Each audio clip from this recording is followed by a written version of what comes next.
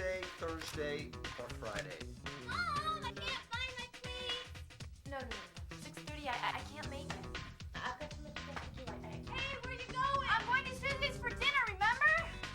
Between work, soccer practice, school, PTA meetings, it's hard to find time to be a family. Well, if it's a problem, we could give up school. That's very noble of you. When we do get time together, we want to make the most of it. And thank goodness we all like the outdoors.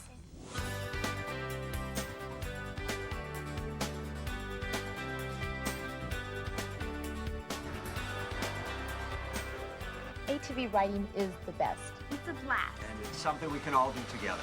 Come on, admit it. You guys weren't all that hot in the idea when Christine and I suggested it. We're parents, we worry. Well. That's our job. Besides, we've seen you two playing sports. You're not exactly reserved when it comes to any activity. Just wanted to make sure you knew what you were doing before we bought our first ATVs. The kids had to go to an ATV training class. I wasn't talking about the kids, dear. We all needed to go to the training class. For this family, that wasn't an option, it was mandatory. This isn't like riding a bicycle. You have to know what you're doing, how to turn, how to go up a hill. The training class, combined with reading and following the important warnings and labels on the ATV and in the owner's manual, is a perfect way to learn proper riding. Plus, the classes are fun.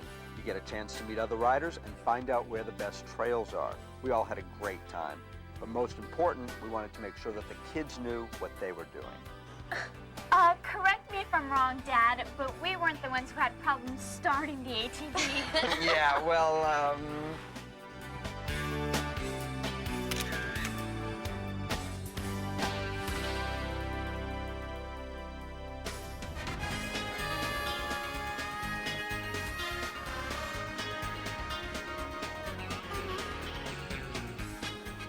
As the kids were growing up, there were times I wish the emergency room gave out frequent flyer mileage. When they were younger, these two really pushed the envelope of what was safe. Whether climbing trees, playing sports, heck, even cooking. Hey, we just like to have fun. Besides, without us, you would have no excitement in your life. Apparently to a kid, panic and excitement are the same thing. So when they started asking to ride ATVs, we waited a few years until we felt they were mature enough to handle them safely. Not only did they have to be the right age and size, they also had to have the right level of responsibility. The guidelines are pretty clear. Under 70cc, age 6 and older, a 90cc engine or less for kids 12 and older, and there are some models only people 18 years and older can ride, though most of the other sizes are approved for kids 16 and older. ATV is not a toy, and we never let them ride unsupervised. They are definitely mature enough to ride, just not alone. now if they were just mature enough to clean their own room,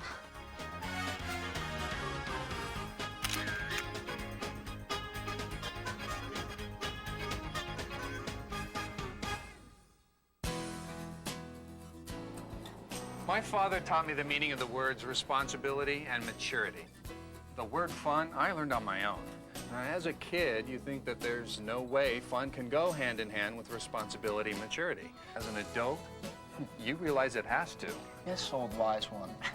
I know it doesn't look like it, but believe it or not, my kids have handled their share of responsibility around this farm from the time that they were about 10. He calls it responsibility. We call it work. Oh, you two catch on quick. We use ATVs on this farm a lot. They're part of our everyday work, but we never take safety for granted. Every time we get on one of these things, proper helmet, gloves, boots, and goggles are standard equipment. Also long pants and a long sleeve shirt. These kids may think that they're indestructible, but they've only got one head, so the helmet is the most important. The first time that I tried to ride without goggles on, all kinds of stuff flew in my eyes. Bugs, dirt, leaves, maybe even a small airplane. Yeah. From that point on, goggles every time. And brush by a bush or a tree on an ATV, and you'll see why long pants and a long sleeve shirt are real important. I don't care how hot it gets. Shorts and t-shirts just don't mix with ATVs. There's no sport you play without the right safety gear. No outdoor activity you do without the right equipment. The same thing goes for ATVs.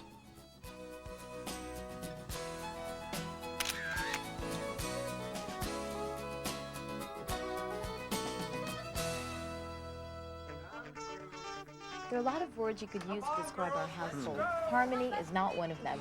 Mom, Christine took my You'd think the word sharing was a four-letter word. At least with ATV riding, there was no sharing allowed. We learned in our ATV safety class that you should never ride double on an ATV, even though the seat may seem big enough.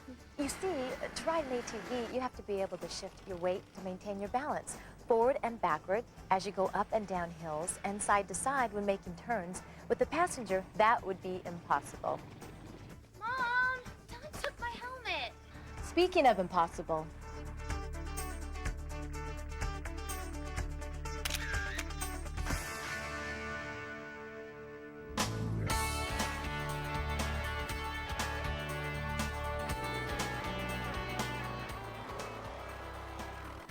We've always taken the kids to the mountains. Since they were old enough to walk, we've enjoyed the outdoors. These machines get a real workout. We use them on the farm, when camping, even for fishing. And when my dad took me fishing, we'd have to pack into the high country on horses. Now, ATVs are pretty low maintenance compared to horses.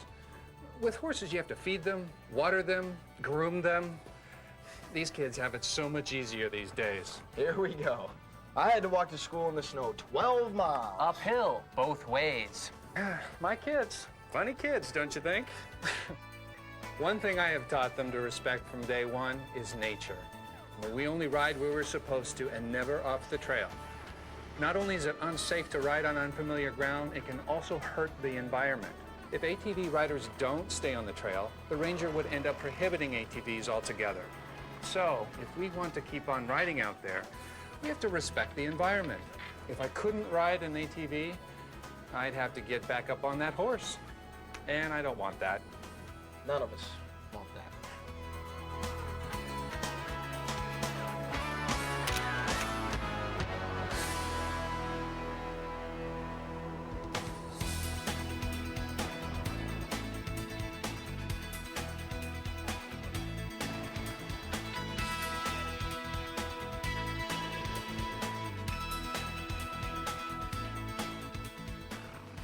Finding an activity we all liked was so important. We like the fact that this teaches our kids responsibility. Just don't tell them that. They think we're only out here to have fun. You just have to ride safe. And ride smart.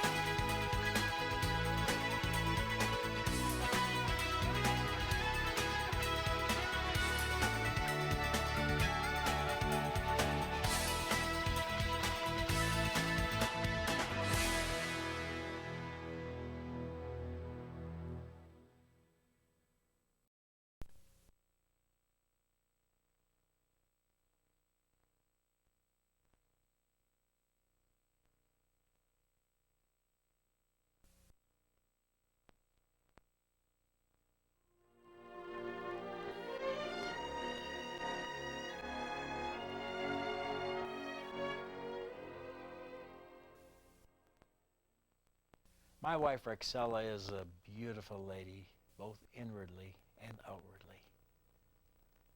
The letters we receive from all over the world stating what a kind, generous, loving person she is often move my heart, and I can say it's true. And Rexella was in Israel, in England, other areas of the world, when she was in crusade services with me, making tapes, singing the gospel. She is a lady that is loaded with talent everything I've ever done in my ministry, whether it was using her as an interviewer or as an anchor woman, a soloist, she was always ready. Well, we want to send you this video of Rexella singing the Word of God. I like Ephesians 5:18, be filled with the Spirit, speaking to yourselves in psalms, hymns, and spiritual songs, singing and making melody in your heart to the Lord. That's what she's doing on this video. I have to confess that when I heard these songs at home, I broke down and wept a number of times. It so moved my heart. And there's one song in particular that I've loved for years, and Rexella is going to come and sing it for you right now. And if you don't have a few tears, I'll be shocked. And it's God Bless America. While the storm clouds gather far across the sea, let us swear allegiance to a land that's free. Let us all be grateful for a land so fair, as we lift our voices in a solemn prayer.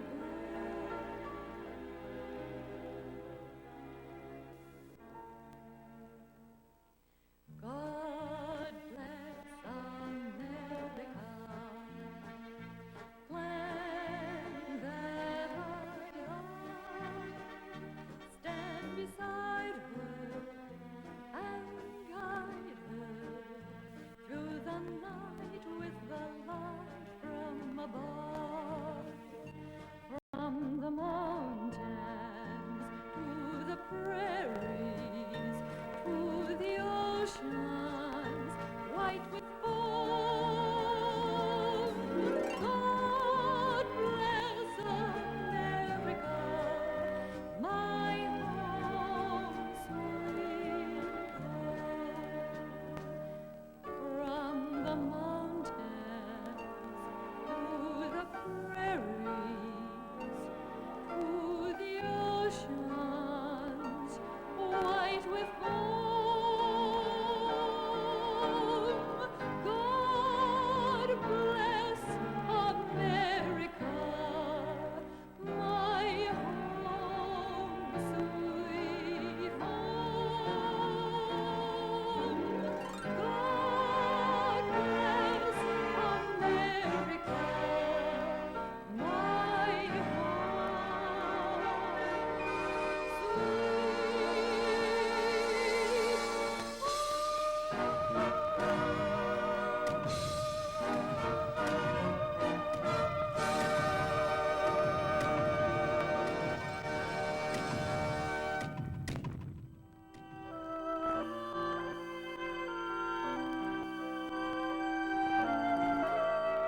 When our vision of God is small, our problems seem great in size, then we must believe the Lord with our all, and on Him fix our eyes. Our God is in control.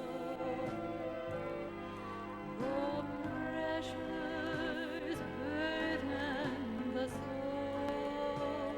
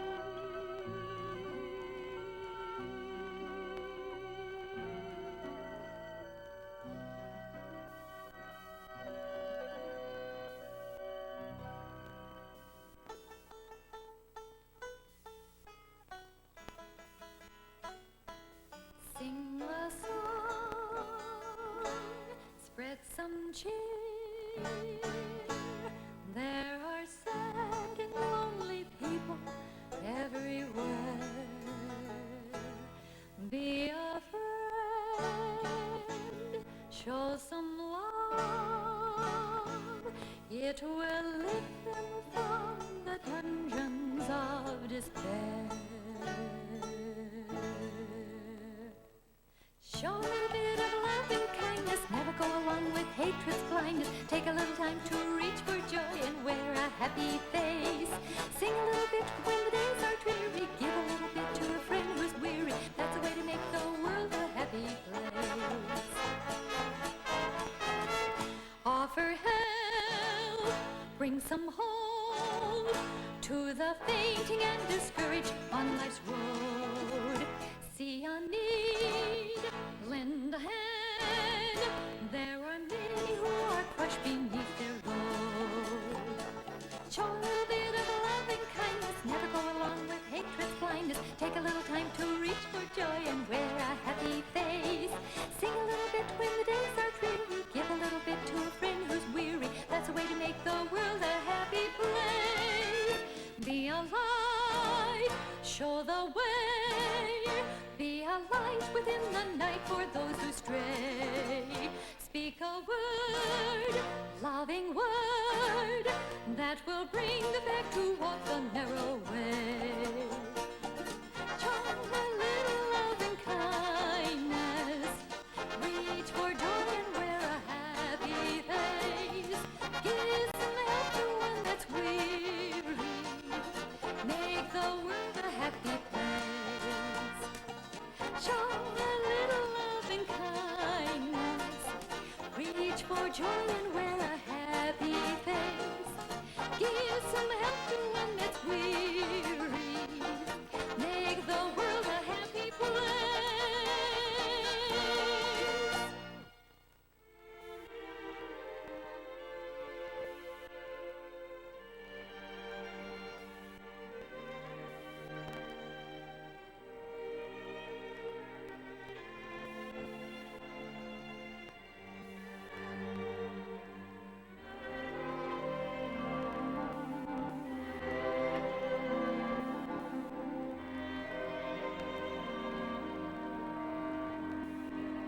Amazing grace shall always be my song of praise, for it was grace that bought my liberty.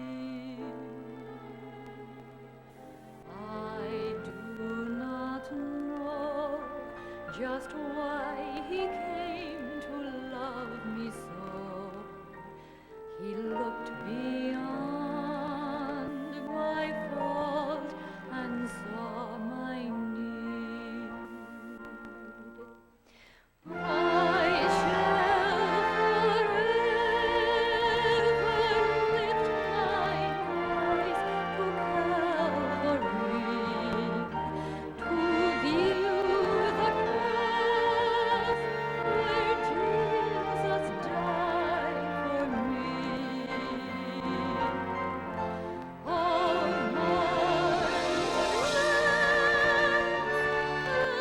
grace that brought my falling soul.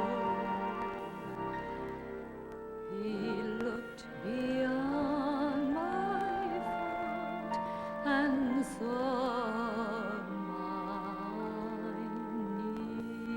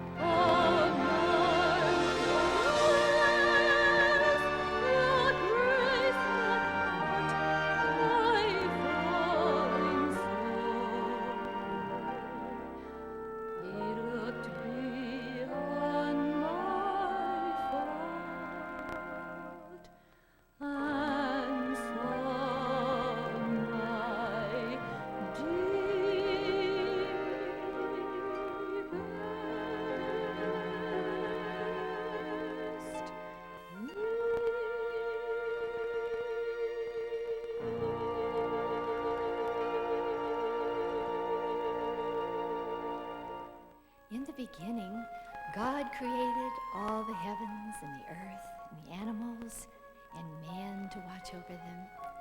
It's so nice to look around and see all these little creatures and how they praise God. I'd like to sing for you a song that expresses this. All the creatures praising the Lord. Large creatures, small creatures, short and tall creatures, come now and praise the Lord. Young creatures, old creatures, hot and cold creatures, come now and praise the Lord. Sing praise to the Father, sing praise to the Son, sing praise to the Spirit who makes all creatures one. Sing praise for the goodness of what the Lord has done. Let all creatures praise the Lord.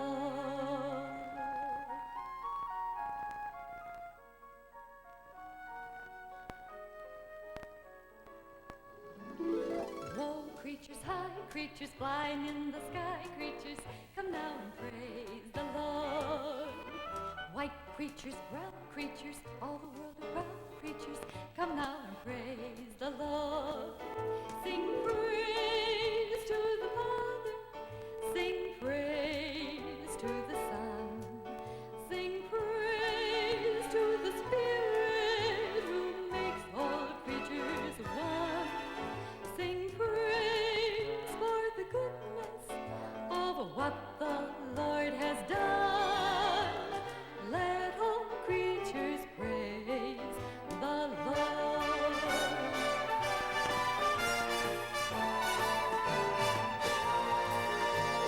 Day creatures, night creatures, left and right creatures, come now and praise the Lord. Near creatures, far creatures, anywhere you are creatures, come now and praise the Lord. Sing praise to the Father, sing praise to the Son, sing praise to the Spirit who makes all the creatures one. Sing praise for the goodness of what the Lord has done. Let all creatures praise the Lord. Let all creatures praise the Lord.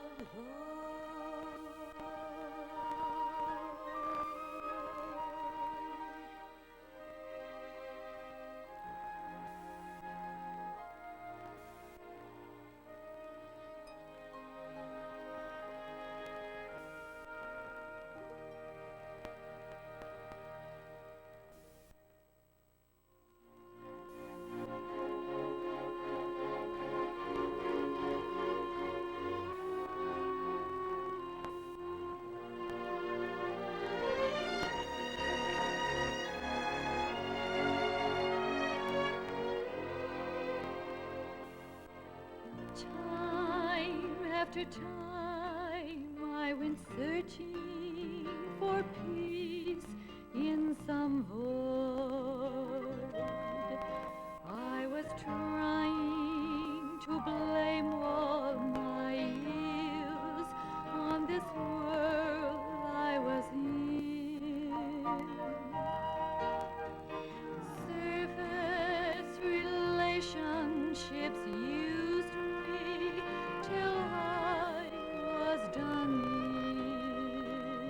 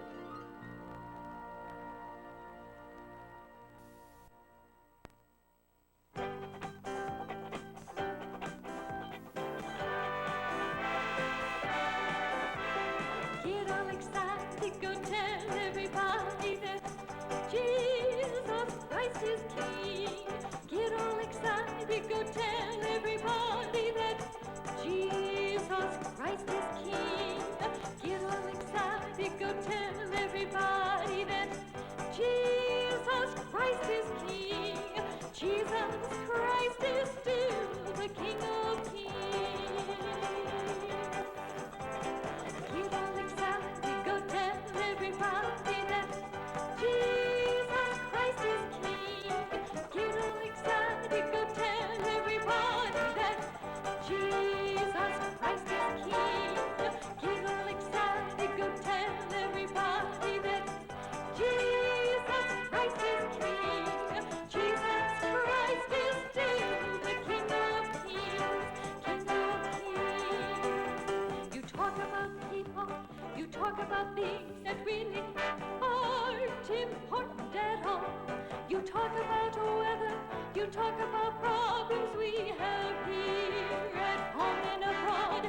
But friend, I'm excited about a solution for the world. I'm gonna shout and sing, and it's Jesus Christ is still the King of Kings.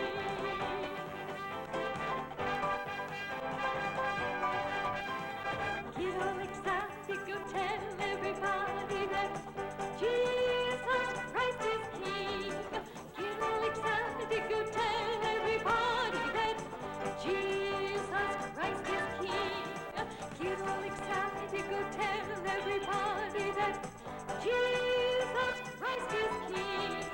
Jesus Christ is still the King of Kings.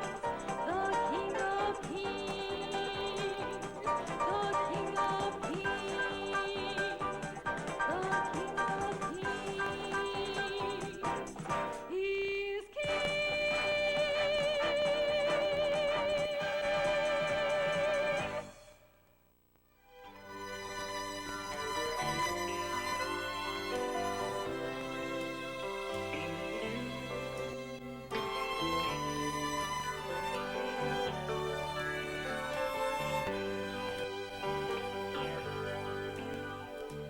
He left the splendor of heaven, knowing his destiny.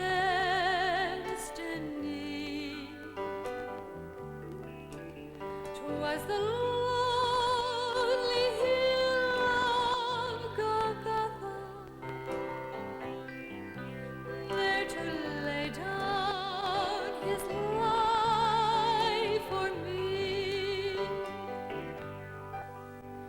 If that isn't love, the ocean is dry. There are no stars in the sky, and the sparrow can fly. If that isn't love.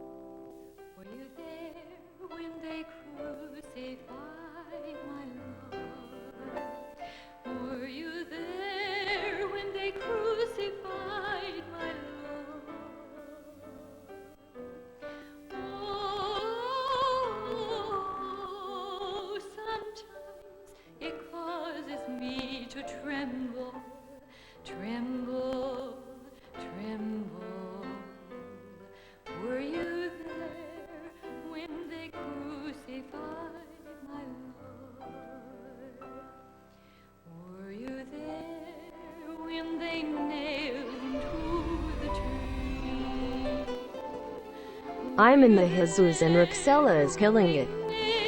Rock on glunts at Bocker Bucket Team.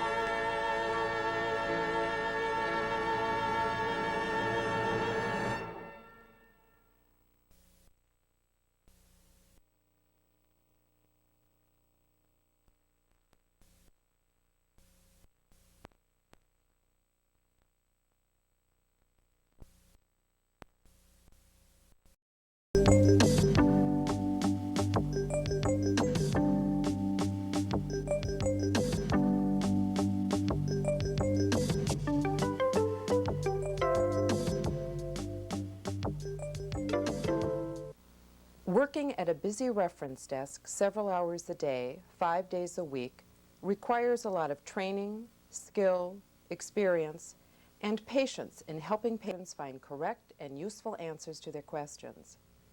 As difficult as it is to learn the usefulness of hundreds of different reference sources, it is even more difficult to learn and practice the skills needed to deal with people, sometimes many people at once.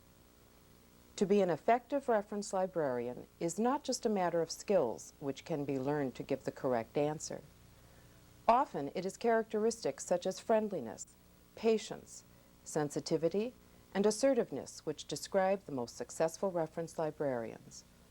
The policies in place and practiced at a library are also ingredients for successful reference service.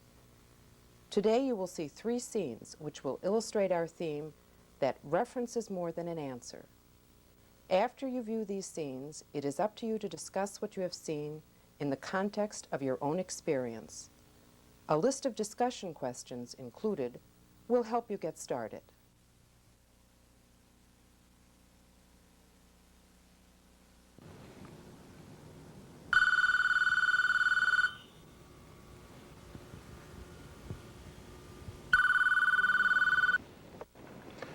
Reference desk.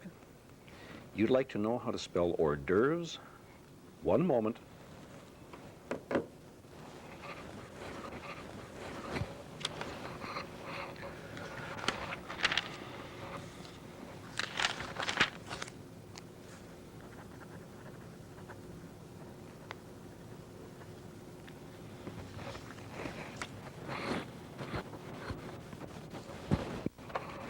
Hors d'oeuvres is spelled H-O-R-S, D'-O-E-U-V-R-E.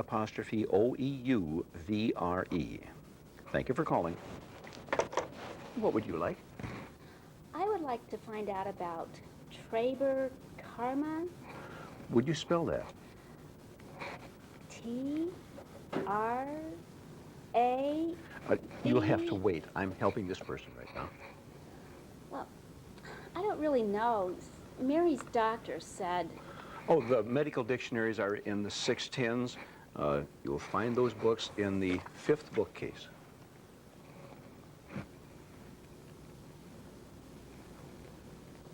Yes? I need some information on Joshua Burke. What class is this for, and how much information do you need? Social studies. I need to do a report on what he did. What are you studying in social studies? The Declaration of Independence and that kind of thing. Well, let's look in the Dictionary of American Biographies. I'll show you how to use the index. Could you tell me where the leaf books are? I need to identify some. Reference desk. Now, please hold while I check on that. The DAB is over here. The books are over here. Why don't you come with me?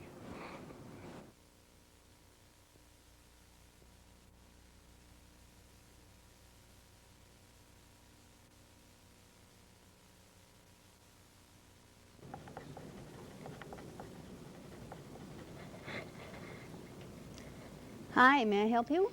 I hope so. I need to find some information that tells me about the low birth rate as related to both social and economic factors. Do you just need a bibliography, or are you writing a paper? I'm writing a paper. Well, then you're going to need both articles and monographs.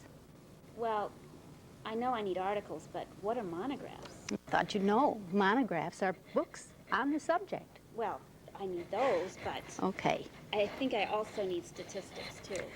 There are various indexes you can look into. Social Sciences and Humanities Index, PAIS, and Reader's Guide, under such subjects as poverty, social conditions, birth rate. Are you writing all this down? How do you expect to remember what I told you? I don't want you coming back for the same information. For statistics, look in the statistical abstracts of the United States and the UN Statistical Yearbook. Then go over to the card catalog and start looking under those subjects that I gave you. And then maybe that might even suggest other subjects for you to look into. You do know how to use the indexes, don't you? We could run a computer search, but I think you have enough to do for right now. Probably more than enough. Well, Thank you. I hope you get it right. Reference desk. This is Dr. Morgan from the School of Social Work. I need an extensive bibliography on the effects of TV violence on children. Do you want printouts from each database? Yes, and I'd like to know what is available in your library. I'm afraid we can't let you know what we have here. We don't have to do that. But how soon do you need these printouts? By August 20th. Is that okay? I guess so. Thanks very much. Goodbye. Goodbye. Can you help me find out about shifting? Shifting what? The sands of time? Your weight? From one foot to the other? Like in a car. Well, what is it you shift in a car? I can't think of it. Gears. G-E-A-R-S. Gears. Go over to the Encyclopedia Britannica. You do know how to use the encyclopedia. Yes. And look under gears or automobile transmissions. And then the card catalog under gearing. Thank you. Okay.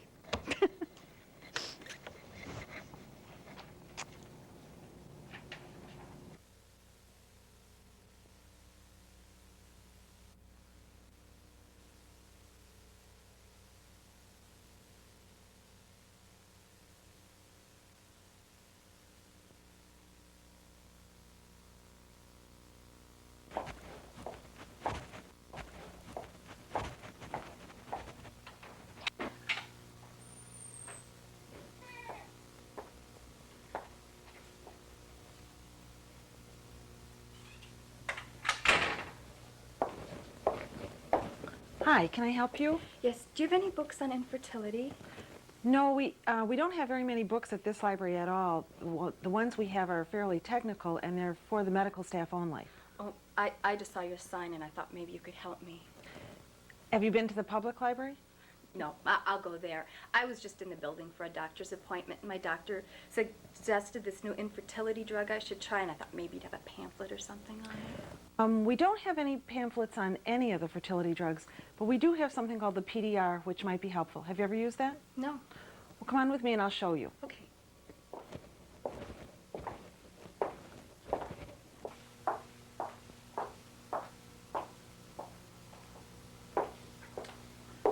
How are you coming? Has this been helpful? Oh, yes, very helpful.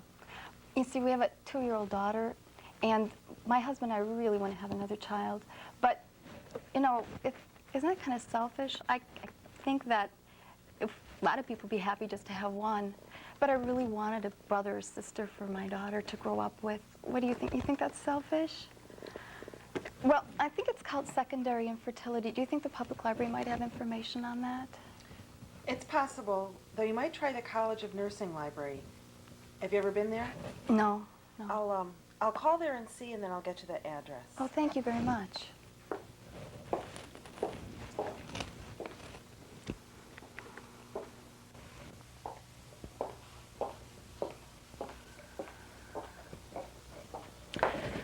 I did call the nursing library, and they have some articles you might want to photocopy. Do you know where that is? No.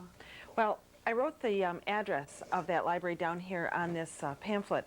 It's a pamphlet about an organization that you might be interested in called Resolve. They have support groups and information about infertility and literature of all kinds. Do you think they'd help someone who already has a child? I think so. Well, thank you. You've been very helpful. Bye. Bye-bye.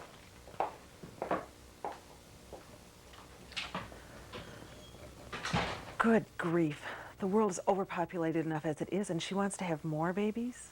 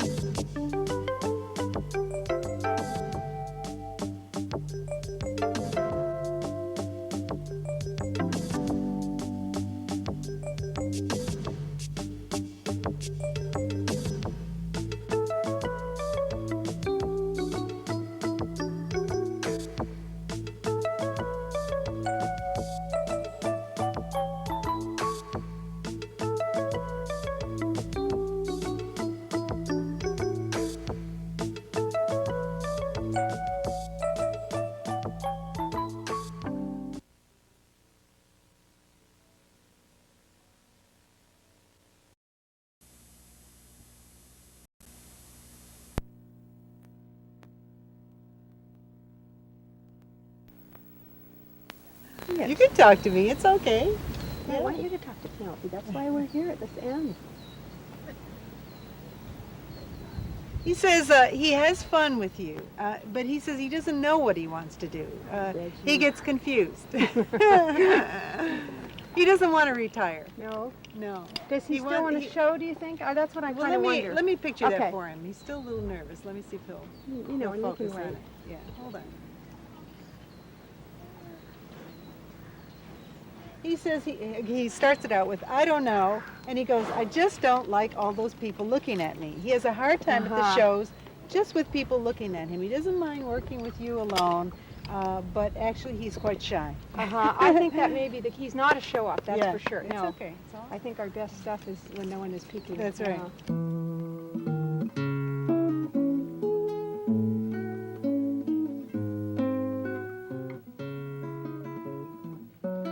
Have you ever thought about going for a walk with your dog, and suddenly he's next to you, eagerly wagging his tail? Or have you ever had the feeling that something wasn't right in the next room, and discovered that your animal friend was locked in there, or having some other problem? These experiences suggest that on a mental or telepathic level, both you and your animal companions can send and receive messages. Penelope Smith has spent much of her life refining her ability to communicate with animals telepathically. Since 1977, Penelope has worked professionally as an animal communication specialist, helping people discover why they are having problems with their animal friends. She tunes in to what the animals are thinking or feeling and tells the owners so that they can find a solution to the problem. Penelope was asked to help this woman and her dog Trapper.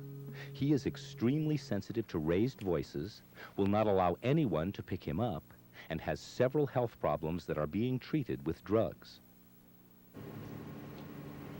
When he came to you, when he first came to you, he was really afraid that he would not please you. And he still, believe it or not, even after all these years, he has a feeling like something could go wrong. He has a worry. And the raising your voice, when I pictured you just getting excited or angry or raising your voice, he says, I just can't deal with it. He says, I might be doing something wrong. He internalizes it. He takes it in. And I think that's part of his allergy thing, too, is feeling like he may not, even after all these years, it's emotional, huh? I don't know why. You understand? Yeah. Okay. Even after all these years, he feels like, for some reason, he might not measure up. Even though he feels very much like he is a good dog, and he gets a lot of reassurance in the family, he's got this little niggling thing behind him. Interesting. He says that he was thrown out of the back of a truck. And he shows me a picture of it's a pickup truck, open. He jumps in, he's thrown out. He jumps back in, he's thrown out. I don't get a good picture of the person, but it sounds like a man's voice. I just see this truck and then I see somebody's arms. It looks like he was quite attached to somebody before you got him. And that was quite a disappointment for him. I mean, he was meant to be somebody's really loyal dog, which he is, of course, now. But he's never forgotten that, And evidently he was a little bit hurt too by somebody, physically hurt by somebody throwing him. Not badly, but it looks like, he yelped. So then when you pick him up, that both reminds him of that. And I think physically he has had some bashing around. He says, I like you. You're very sweet. He says he feels a lot better. Just having talked about it. That's good. That's good. Will you keep improving, okay? In my particular case, there was a behavioral problem with one of my horses that she completely solved in one visit. And there was a drastic behavior change. So if I had any doubt at all in her ability, it completely disappeared with the very first visit. And it was sort of like a therapy session. I asked Penelope a simple question, and right away, my mare had this, all of this frustration to release, all this tension to release. So what she did was to turn our relationship around. My Mira is now the most affectionate animal you could imagine. She runs to the gate when I come. We have a very close relationship. She follows me everywhere. She's very relaxed. And if there is a problem, I know exactly how to deal with it. So after we'd gone around and seen the llamas, we went back into the house, and she did a reading on one of our dogs, Cider, and spoke of Cider's adventures in other dimensions than this everyday life. And then she turned her attention to Teddy, who immediately began to have a kind of a seizure. He started shaking, and his eyes glazed over, and it seemed as though he wasn't seeing anything. And he had trouble walking. He fell down, actually. This is Teddy. Hi, Teddy, I'm talking about you. Yeah. And we had never seen him have any sort of a seizure before that. And she immediately withdrew her attention from him and had Kelly just hold him, and within about 5 minutes the episode passed. And in the meantime, Penelope and I went off into the other room and did a reading on one of the cats. And then when we came back out, Penelope very gently sort of touched her mind to Teddy's. And he told her he just wanted to be a dog. All the stuff she'd been saying about Cider having other dimensions, that scared him. He didn't want anything to do with that. He was just here to love and be loved. And it was very simple. Penelope is in such demand that she cannot travel to work with everybody who requests her service. So now she consults with people by phone and tunes into their animals at a distance. All she needs to know is the animal's name and some basic information, and she can make a telepathic connection, provided the animal and its owner are willing. We had a young stallion, beautiful young Arabian stallion in training, and he wasn't doing very well. So I decided to have an appointment with Penelope, and she talked to him, although he was 300 miles away. And I was totally blown away. It's interesting to me that Penelope can do her work by telephone. I mean, she needs the telephone to communicate with the person, or at least the person needs it to communicate with her. But I have called her on several occasions and asked her a question about an animal. And she'll say, just a minute, let me ask the animal. And then she's quiet for a moment, and then she comes right back with information which has time and again shown itself to be quite accurate. The distance does not make any difference as far as reception goes. What makes a difference is whether the person who is calling me is very open and not putting up any blocks, or if they're resistive. If they're worrying about what I'm going to find out from the animal, or if they're testing and skeptical, that puts up almost like a fuzzy screen. It puts up like static on the radio. So you have a hard time hearing the animal. You have a hard time getting past their static to get to the animal. But if they're very open and they just say, what does my dog think about this, or where does he hurt, boom, I can get right through. This horse trainer tells about an experience with his favorite horse. And then mysteriously she came up lame. And so I had just inching lame, couldn't walk, and could only make baby steps, and couldn't lift her head down to eat. And so I had her obviously looked at by, which turned out to be 3 Western medicine vets, and they all could not diagnose what her problem was, and suggested that I take her to Davis, which is the university hospital, and have her looked at and examined up there. So I took her up there, and I left there after 8 to 10 hours of constant examination. And they neither could tell me what was wrong with the horse, but suggested that I put her to sleep. So I came home and I was very upset about having been told I had to put my favorite horse to sleep. And so I was talking to a friend, and she suggested that I call Penelope, who was my first experience with the animal psychic world in them. So I called her, and she said, did her work over the telephone, and said there's no way that this horse needed to be put to sleep, that she was just had some massive vertebrae displacement both in her upper spine and in her lower back, and suggested that I have this Dr. Bob Anderson from Oregon, she recommended, who's a chiropractor and acupuncturist, to work on the horse. ended up being the best way to get the work done was to have Penelope there also. So Penelope could sort of intervene in the communication and saying, back off, you're doing too much, you know. And this had been stuff that Subretta had carried around for 10 years. I mean, she had her vertebrae displaced for well over 10 years. And it turned out that the story she told was they put her through the racetrack training and she just fought and kicked the whole way because she was mortified that they had separated her from her soulmate, as she described it. And then, I guess, went into the chute of the racetrack and reared up and trashed around in the chute, and that's when she injured herself. You know? But it took many months of just Penelope teaching me on how to communicate with Subretta and to look at her from her point of view. In fact, now I call her first before I call the vet because of the expense for me, because I have so many horses. It's cheaper for me to call Penelope than for me to call the veterinarian. And she's yet to... There's only been one inaccuracy that she's ever called for me, and that was my last year's foal. I had dreamt and dreamt about having my black boy. And she described it down to the black with 3 white socks and the white blaze, but she was a filly. And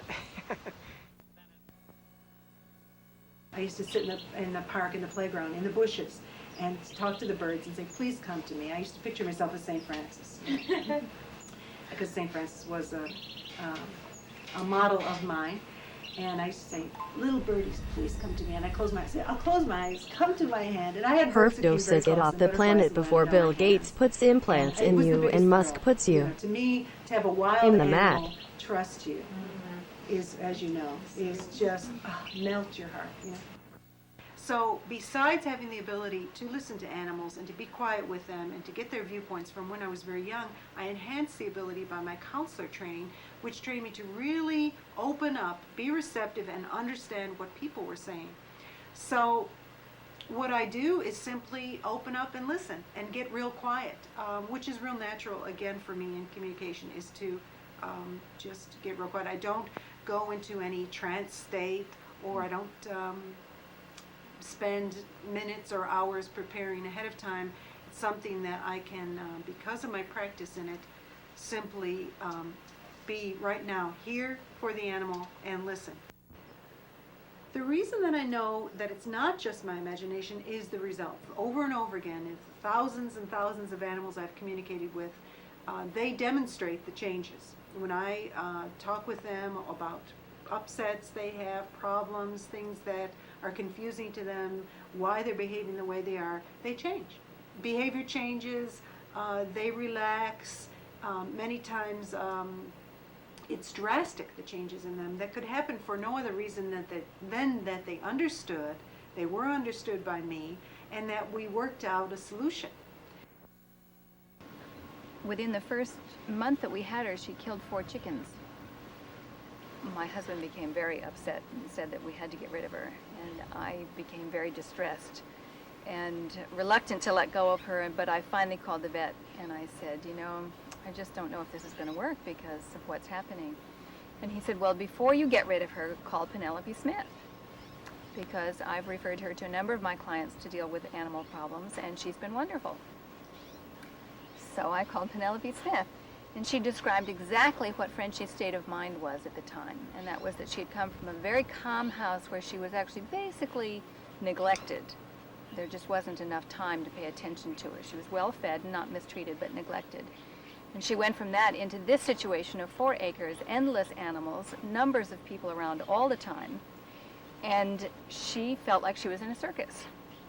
And she was just more excitement than she knew what to do with. And when she killed the chickens, it wasn't for the kill, you know, it wasn't for the meat. It was really for the sport of it. And so she told me how to instruct her on the leash to be the guardian of the chickens and, you know, to be their caretaker. And I guess I did that for about 4 or 5 days. And then we kept our eye on her for a long time after that when she was around the chickens. But she hasn't shown any aggressiveness toward the chicken in I would say, a year. She'll now go up and try to smell them. The first time I called her, last January, she said he was brilliant and can reason. And she was right on. Right on. I mean, and the normal thing to say is, well, the second one's brilliant. And she didn't. I mean, he's not. I mean, he's a little cutie, but and so what I'm saying is that the specific stuff was just incredible. She's just incredible. At one point I asked her, what was his favorite place? She described it perfectly.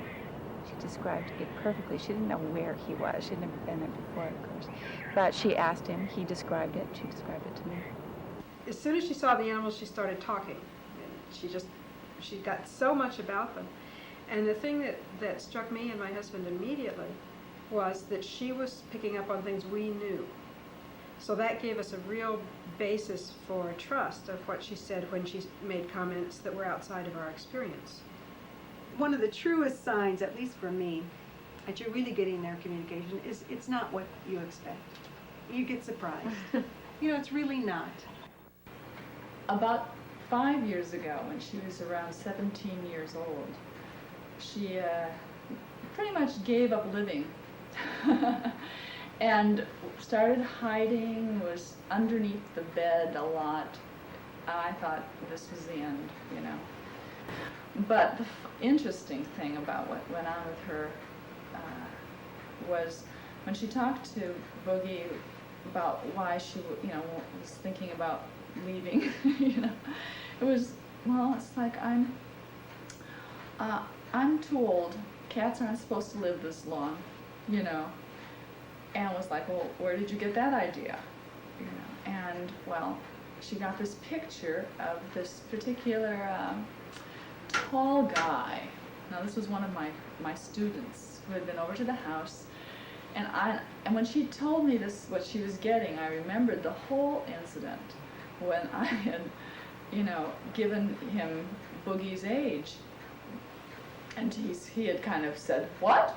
Cats aren't supposed to live that long, you know, in exactly those words. And I remember those words, and these were the words that Boogie remembered.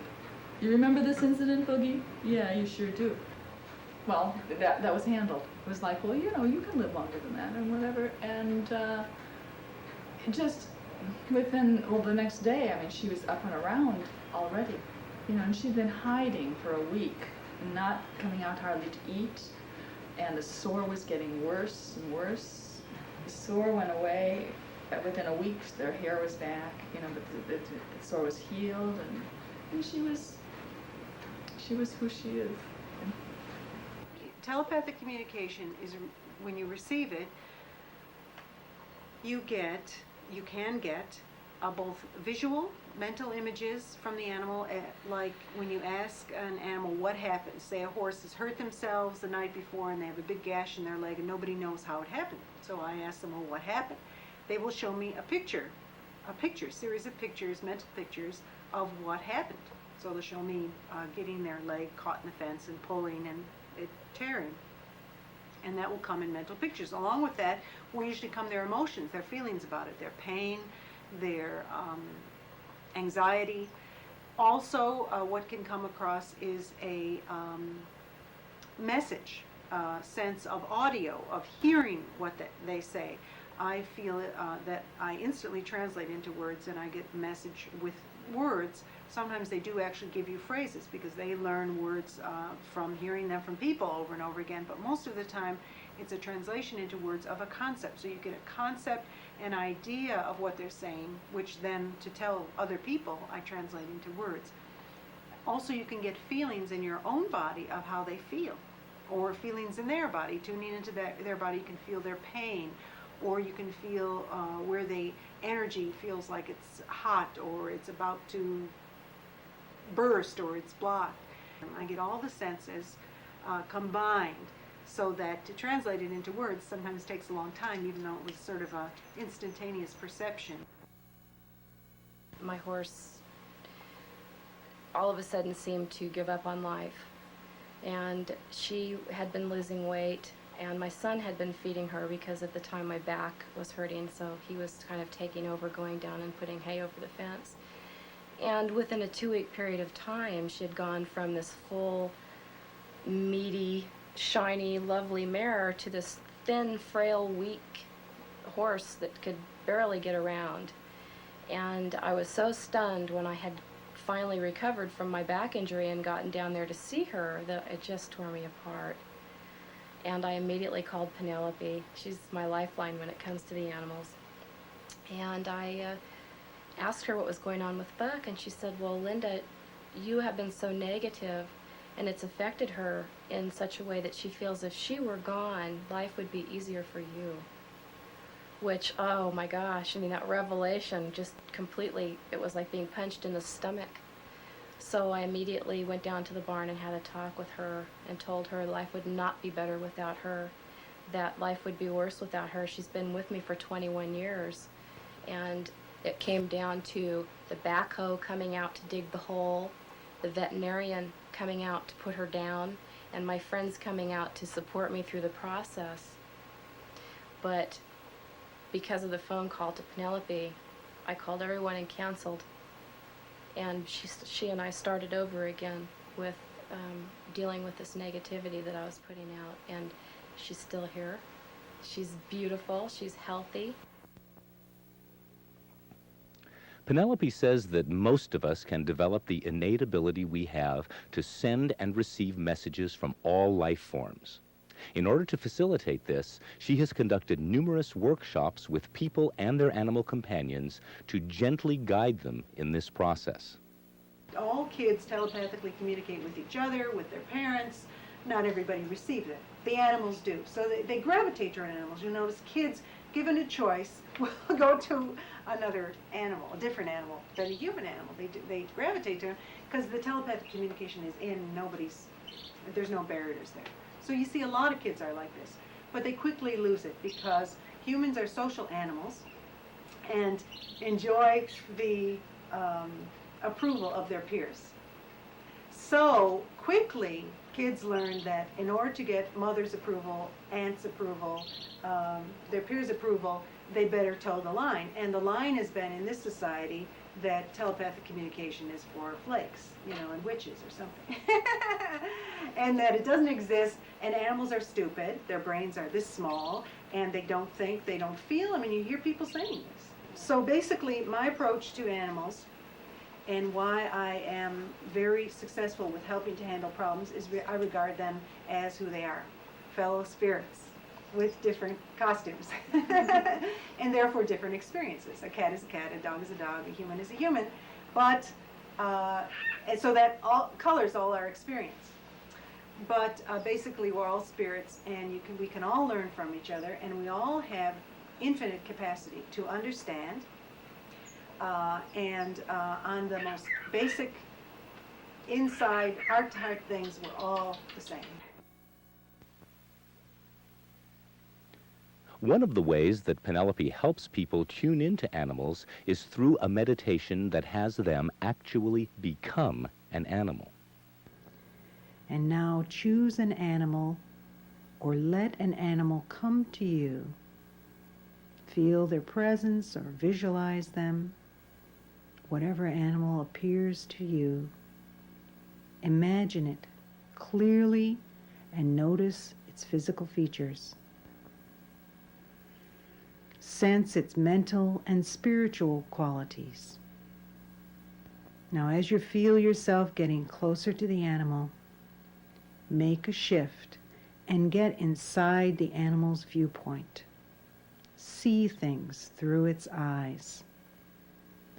Notice how the body and the body parts feel. Your legs or fins or wings. Your head, skin, fur. Now move around in your animal form. Notice how you move. Notice how it feels. Smell. See. Hear. Touch. Taste. And think as that animal. Express emotions through your animal body, like sadness, fear, anger, boredom, joy. I had another experience when we got this little gosling about 8 months ago, 6 or 8 months ago. And she was terrified of everyone. My husband brought her home and put her in a cage, and she was really terrified. And I walked into the cage and realized that she wasn't going to respond very well the way I was approaching her. And so I shifted my thinking process, and I connected with, it's hard to describe how you do that. Penelope, I'm sure, can describe it much better. But I shifted my own consciousness to connect with her consciousness. And she instantly relaxed. I closed my eyes and realized my persona was an opossum. Time to visit she bonded to me strangers. within a matter of minutes, and if I would sit down on the floor, she would come over and get on my lap. She followed me around for a week, thinking that I was her mother. It was great fun, as a matter of fact. People find it hard in this culture to get quiet in their minds. I find that the people who have the best results in workshops in learning how to telepathically communicate are those who have been meditators, who have had some kind of spiritual practice where they have observed and themselves and their own thinking and learned how to let it all go and be real quiet. To do this well, you have to kind of go open. Just open your perceptions, get real quiet, and just be here. I found that in workshops, when people start to open up, a lot of times they get messages from all over the place. They start to get names, addresses, music, all kinds of things coming in because they're starting to be receptive. And what you need to do is to focus on the being that you want to get the communication from. Just yesterday, as a matter of fact, I pulled into a parking lot. And I pulled in next to an open car. It was a convertible, and the driver was sitting behind the driver's wheel, looking off in another direction, distracted, waiting for someone maybe. And there was a dog in the passenger seat. And the dog sort of jumped up on the side of the car and looked at me, and I sat in the van for about 10 minutes. Just looking at the dog and trying to make contact. I can definitely make contact now, I know when that happens. Trying to say hello to the dog, and told the dog I was going to get out of the car and maybe come over and say hi again.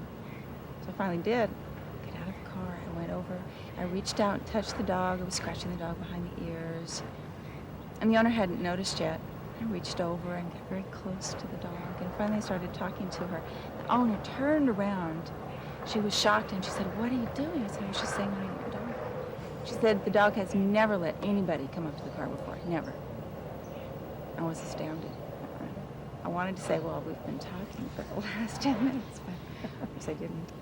But there are things like that that happen on a fairly regular basis. Some people are distracted from focusing on mental impressions by outward appearances. Just because I feel like he's not really realizing what's going on, but I'm not sure, but he's just nervous. And that was about it. You'd be surprised what's going on. Probably. See, a lot of things are judged by outer actions. Right. Just like you cannot really judge people. I mean, you can go on and on about body language, but just because I fold my arms like this, you know what that's supposed to mean. No. It doesn't necessarily mean that. And dogs can do all kinds of things too that aren't necessarily the whole picture. It's not an analysis. You're not going, I'm going to figure this dog out. It's an opening to them. And a lot of times people get very fooled by the outward appearance. And plus they have their own judgments about the outward appearance. They go, well, this kind of dog, oh, scary. So that stops it. So you have to really be open and start getting those impressions from them. And start getting inside a little bit more. And beyond the physical. This is beyond the physical. People, again, have the idea from all the body things that here's a nervous, frenetic dog who's upset. The guy is not upset, he's not nervous, he's not frenetic. He is an active guy, definitely has an active body. This is one smart, one very quick guy. And so we just sat together now, just being together. And he said, they just don't know. I'm very quick. I want to go places. I want to do things. I'm here to experience the world. And was the concept he gave me. And again, he gave me the feeling he wants you to go places. He wants you to experience things, but with him. He's here to take you around. If the horse has his head straight up in the neck and you can see it just really holding, I can see it, I've almost gotten to the point now, which I feel almost funny about saying, is I can feel their pain, you know. I can feel the horse going through the pain, you know. And then I, you know, through working with Penelope, I guess go into my ability, and I get these messages of what to do. One day I was feeding my horses and I heard all of these little voices in my heart crying for help. And I thought, where is that coming from? So I went exploring and I came across our little pond. Well, the pond had completely dried up and there were about 500 goldfish laying in a mud puddle, gasping for air. And they had sent out the message that they needed help, which I intercepted and therefore took on the task of the whole day of rescuing every one of these tiny little goldfish and taking them up to the house, and then I proceeded to distribute them to people who wanted fish, but at least they all survived. Are animals always willing to communicate telepathically? There are occasionally animals who do not wish to communicate. Animals who have been severely abused finally give up on people. They go, you're another person, I don't care who you are, go away. I just want to die. And that has happened to me a few times. Oftentimes I will just tell them, okay, I'm not here to do anything to you. I really appreciate and respect, I will go away. And when you start to go away, a lot of times they will go, wait, you're different, you're kind, you can hear me, I do want to talk to you. But don't force me to do anything.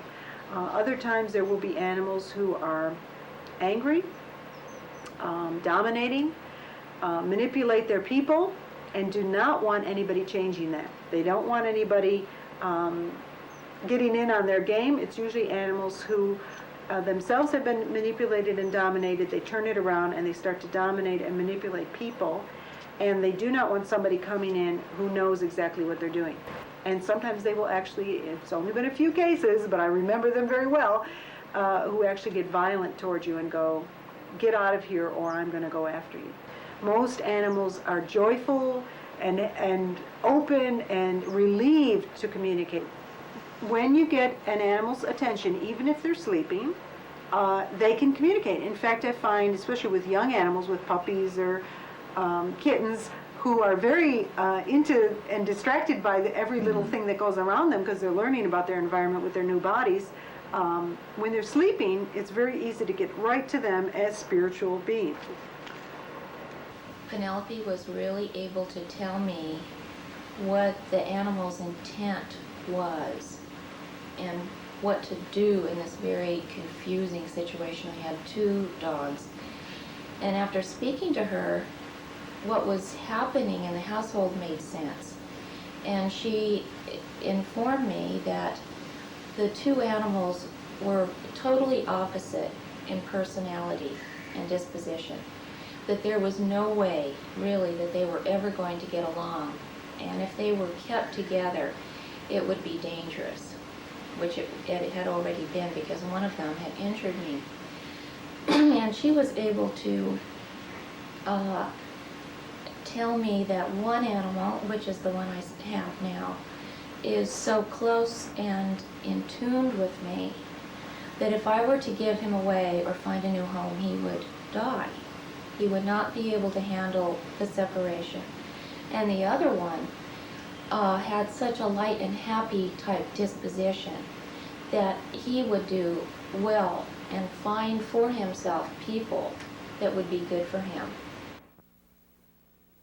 Penelope has just introduced some new chickens to her flock and wants to find out how they are doing. She says she likes it here. It's very different and it's fun. I'm glad to see that they're all happy. Nobody's worried about anything, and there's a sense of exploration and curiosity. Again, I'm translating their concepts into words. They're not speaking English, they're just thinking ideas, and I'm translating them into words. They talk to each other, but it's more on a very, just a very energetic understanding, like a feeling of each other, and then they'll greet each other, and they will tell each other things like, I just found some nice bugs over here if you're a chicken, or come over here and sit down with me. They'll call each other. and then they'll sit down, and then they just share each other. They don't think while they're with each other, so they don't hold intellectual conversations generally. Although they're capable of that, it does not seem to go with the being, where with humankind, a lot of times there is a desire to analyze. I do think that we are the most analyzing creatures. Although other creatures definitely analyze for their survival, for their enhancement of what they need to do. They're pushed to analyze, but not to the extent of about ideas that people do. When I start to get people to read to their animals, to include them in their love of poetry or art, the animals start to extend into that. They go, well, my human likes it. Oh, I like it too. I see what you're looking at. I see why you like that room the way it is. But basic to all of us is an appreciation, I think, of emotions and also the higher truths of life. Love, honor, respect. A lot of times when people ask me, what are they thinking? I go, nothing. And they don't understand that. How can they not be thinking something? And it's really just being. It's sort of like a meditative state of just being there with the environment, being quiet, fully experiencing. Just experiencing. Like, okay, what is he saying with this crow? What he said was, I'm here. I'm here. It's an announcement. Also, there was a sense of relief. When he crowed, there was a sense of, I'm here, things are good, I'm fine. You know, but again, it's not an intellectualization of verbiage, it's a feeling. I'm here, I'm here. And the other one, I'm here too. You know how exasperating it is when you're driving down the road, the windows are closed, there's a fly, it's constantly flying into your face. And here I was with Penelope in the other seat. I was driving down the road, batting at this fly mindlessly, trying to get it out of my face, wishing the thing would just disappear, die. And all of a sudden Penelope looked over, she took her hand, she cupped it, and she said, here, let me show you the way out. She rolled down the window, the fly stayed right here in the cup of her hand, and she just moved it over towards the window.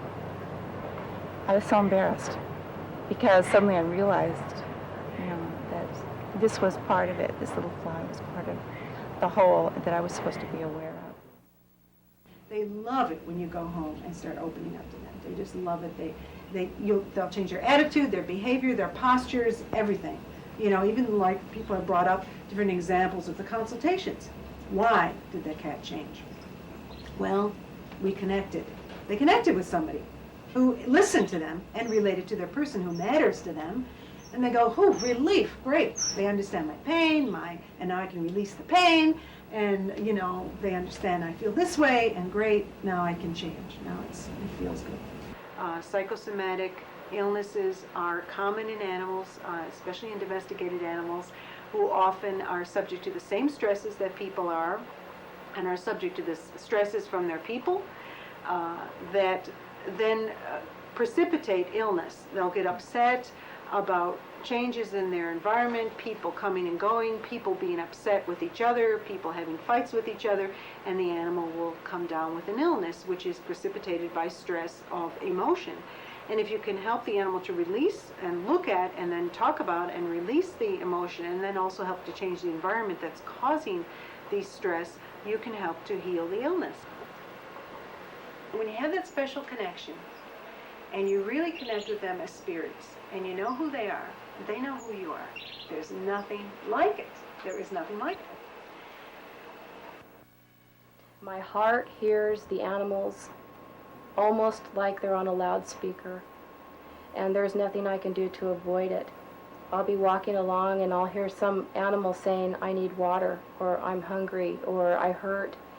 And it isn't that I hear through my ears, it's that I hear through my heart.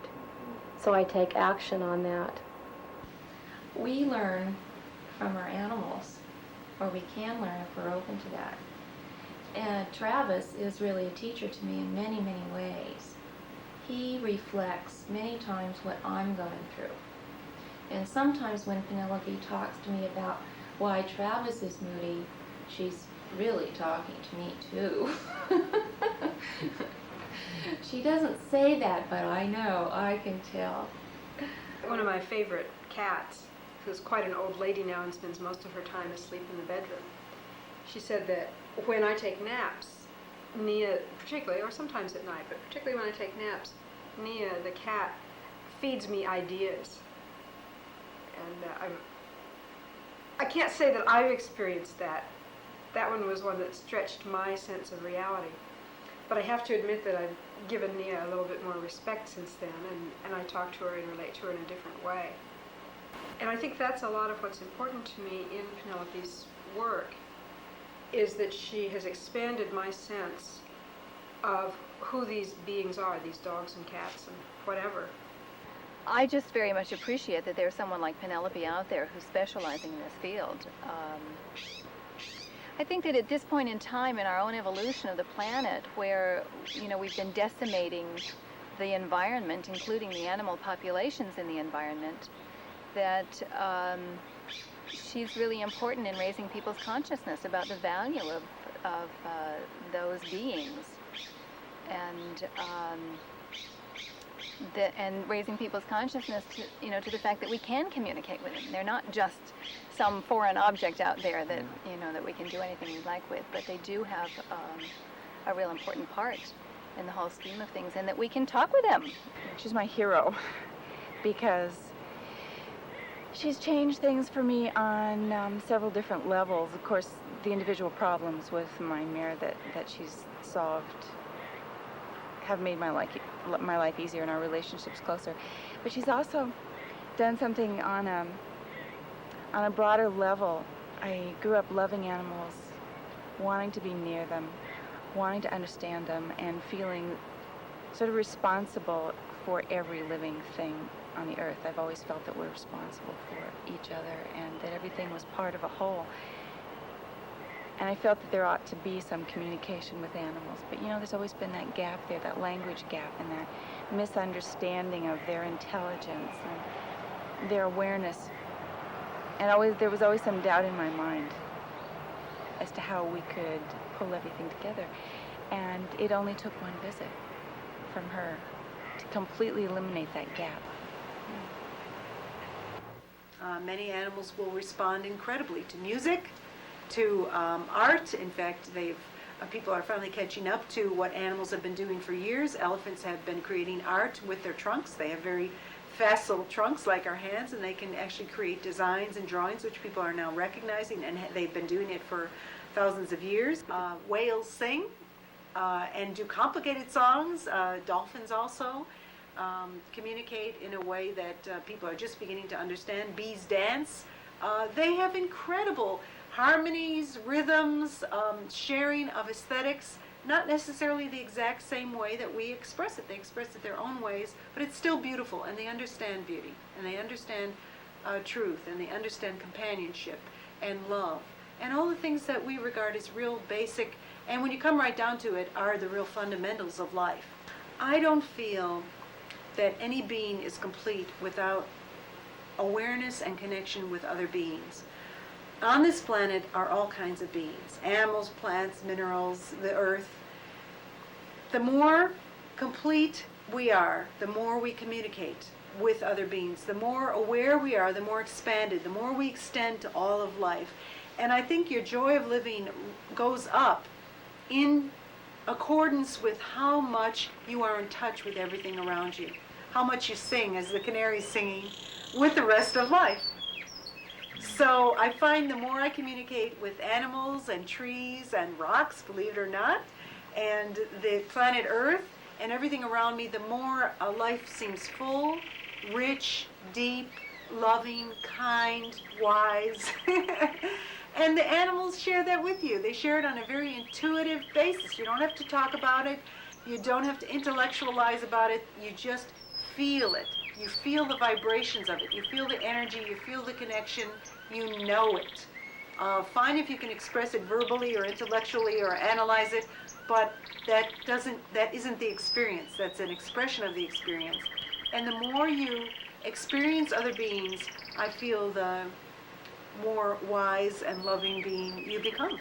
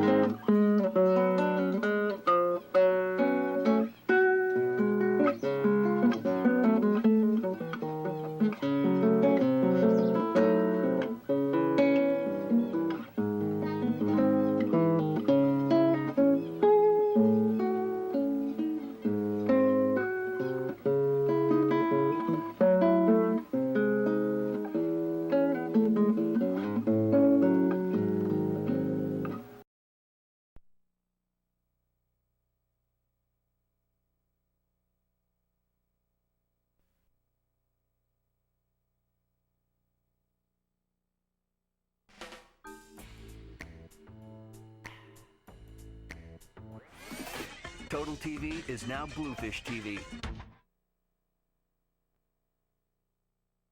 Young people are looking for the real thing, and they know it when they see it.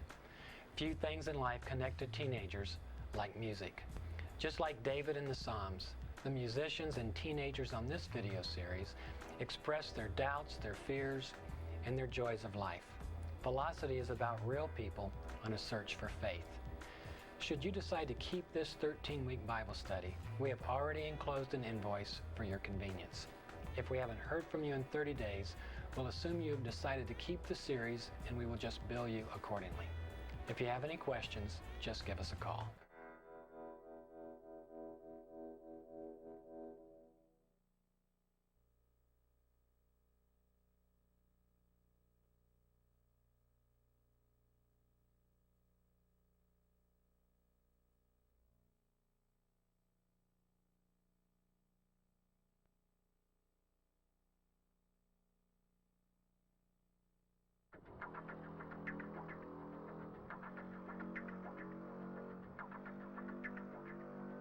Life is in motion, moving faster than it ever has. So we establish our unique identities before this world passes us by. In these 5 episodes, Bluefish TV examines the extreme consequences of our thirst for acceptance. Nobody understood me. I've got to be bigger, better, and stronger. I wanted to be someone that people liked. I tried, basically every drug you could think of. I was doing about a 1/4 ounce of meth a day. And the deep satisfaction of making your own choice and finding your unique identity in Christ. God created me in His image.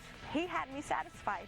Really fulfills something in your heart that nothing else could fulfill. Featuring behind-the-scenes interviews from today's most popular Christian musicians, insight from leading authors and experts, and real-life stories from teens across the nation. This is freedom. This is choice. This is identity. This is life. This is velocity.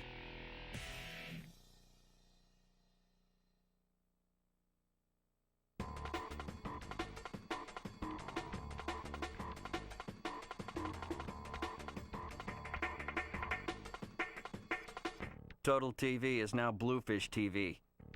Get comfortable with it.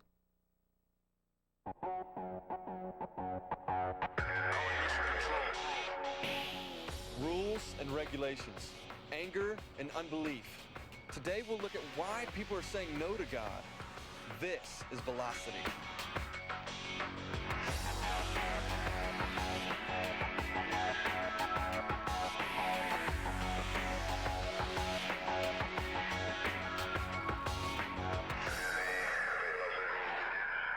When recording artist Jennifer Knapp hit the music scene, she brought a raw and honest voice to Christian music. Just don't be afraid to listen to that still small voice that's coming. I believe that comes to everyone that says, choose you this day who you will serve. But for years, that voice was drowned out by the deafening noise of a broken home and a rebellious youth. I lived with my dad, and I always visited my mom, and then I started to understand the conflict as I got older, and my family's, you know, arguing back and forth, and the you love me more than, you know, you love her, or, you know, those little conflicts of your parents wanting your affection, and as a little kid trying to figure out how to do that. And I wanted it to all be cool. If I prayed to God and said, fix this, that he would do that every single time. And when those things didn't occur the way that I wanted them, or I perceived that they should happen, I attributed that to God and got mad. Said, well, fine, you don't listen to me. Forget you then. I'm going to go the other way. And so I started reading books about, you know, Buddhism, Hinduism, and witchcraft. And for whatever reason, Christianity just didn't really seem like an option, even though my grandma, when I was a kid, kept dragging me to church every Sunday. And after a certain point, I just decided that I wasn't going to believe in God.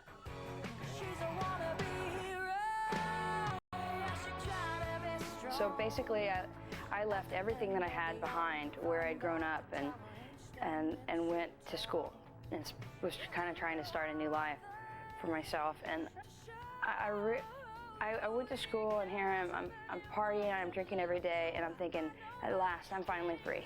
And after a couple of months of that, I started realizing that wasn't freedom at all. I mean, I wanted to stop doing what I was doing because I just felt awful. Not because some Christian told me that I should or that I shouldn't, but all of a sudden I just wanted to put on the brakes, and I couldn't.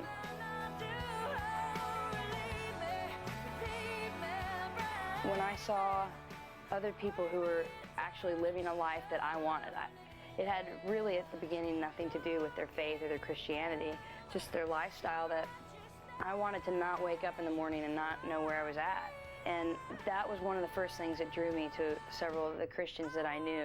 And as I got to know them and realized why they were the way that they were, that they had a relationship with Christ, that their confidence was drawn from a higher place, then that became far more intriguing to me, that they had relationships and they were literally praying and receiving word from God, reading the Bible and getting a conversation out of it.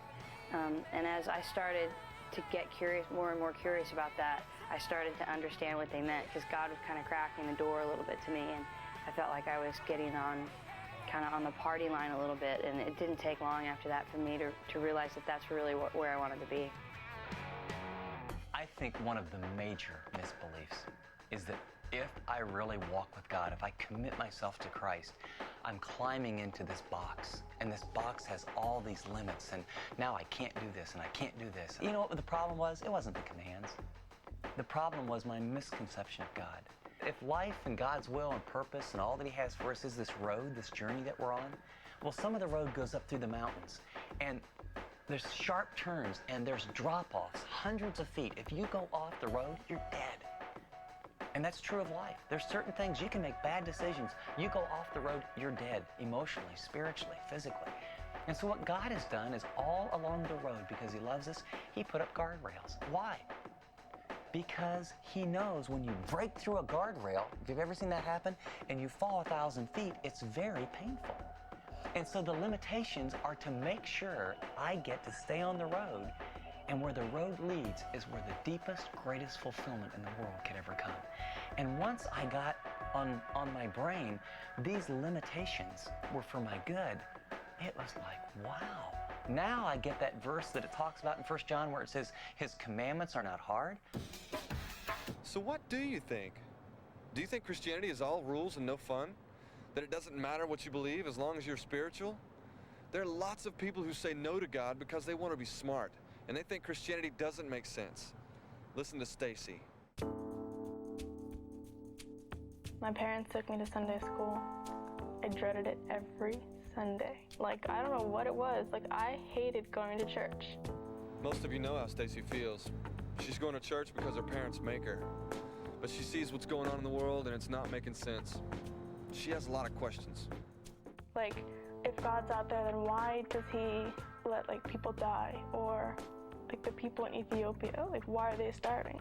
To me, this says that he's not perfect. Now, I consider myself a fairly smart guy. I mean, I've looked at the evidence, and I conclude that there is a God who created us. I looked at the life of Jesus, and I know that he had to be more than a teacher with magic tricks. I believe he was the Son of God and that he rose from the dead to bring the hope of life to the world. I'm not turning off my brain to believe these things. I'm turning it on. I've considered arguments for and against, and I've chosen to follow Jesus. Look at the evidence and make your choice. Stacy got the chance to make her choice when she was invited to go to a youth camp. Still loaded with questions, she listened and watched the people around her. And so like they would have to explain things to me over and over again. It went from like completely making no sense at all, like what are they talking about, to like me understanding what it was all about and what they were trying to tell me in church when I was like 5 years old. Well, that sounds like a nice ending to a story you'd hear in church. But this isn't the end of the story. It's the beginning. Stacy found the most important answer about God, but sometimes living for God can complicate things. Instead of the questions about why terrorism or starvation, now Stacy struggles with what's happening in her own life that is putting up a wall between her and God. I have this boyfriend. He's not a Christian, so like he doesn't really understand why I'm doing all this. So like he's getting angry at me. I just like sometimes think that maybe I shouldn't try as hard and just kind of leave it the way it is. I know once either he becomes a Christian or we break up, then everything I think will get much easier. Like I can tell God's telling me to either break up with him or get him to church. Like I'll pray about things like all the time, like over and over, like every day and every night. And sometimes I doubt that he's even listening to me. God is supposed to be the loving Father. Well then, why does he let terrible stuff happen? A death or divorce, injury or illness, or just the loss of relationships? As the REM song says, everybody hurts. It's not profound, but it's true. But it doesn't help to take our frustrations out on God. He wants to comfort us, to help us when we're troubled. If you're angry with God, chances are you're angry with an image of God, an expectation you have. He's more than Mr. Rogers. He's more than Santa Claus. He's going to have ways way beyond your understanding. And he's going to have love that triumphs over pain. We'll be right back with more Velocity after this brief message. In life, there are two roads to take: mediocrity or significance. The time to choose is right now. At rightnow.org, we know you're looking for purpose. We know you're seeking adventure, and we know that mediocrity isn't an option. That's why we've gathered streaming media, interviews, and articles that will direct your journey in life toward meaning and purpose like you have never experienced. It's about being Christ amongst these people because they don't have any other way to see him. When you turn 20, you realize that, you don't want to live a life full of regrets. There's an opportunity right now to do something that nobody else could do. Hey, I'm Sean Groves. I'm Rebecca St. James. Hi, this is Dan from Jars of Clay. I'm Jennifer Nass, and the time is right now. The time is right now to check out rightnow.org and start living a life of purpose. Search our database of over 500 hands-on opportunities to put your passion into action. There are only two roads. The choice is yours. rightnow.org.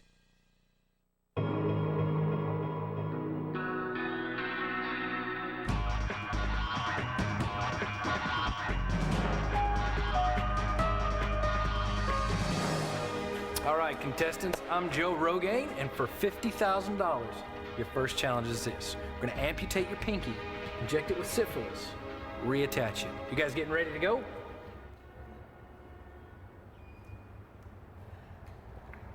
I'm not doing that. No way. No. Ain't worth it. I don't think so. 50,000? Maybe for 75. 50? No. No, not gonna happen. Guess that's our episode for tonight. Join us next week when we challenge our contestants to live out their fear, living in a septic tank for 1 week.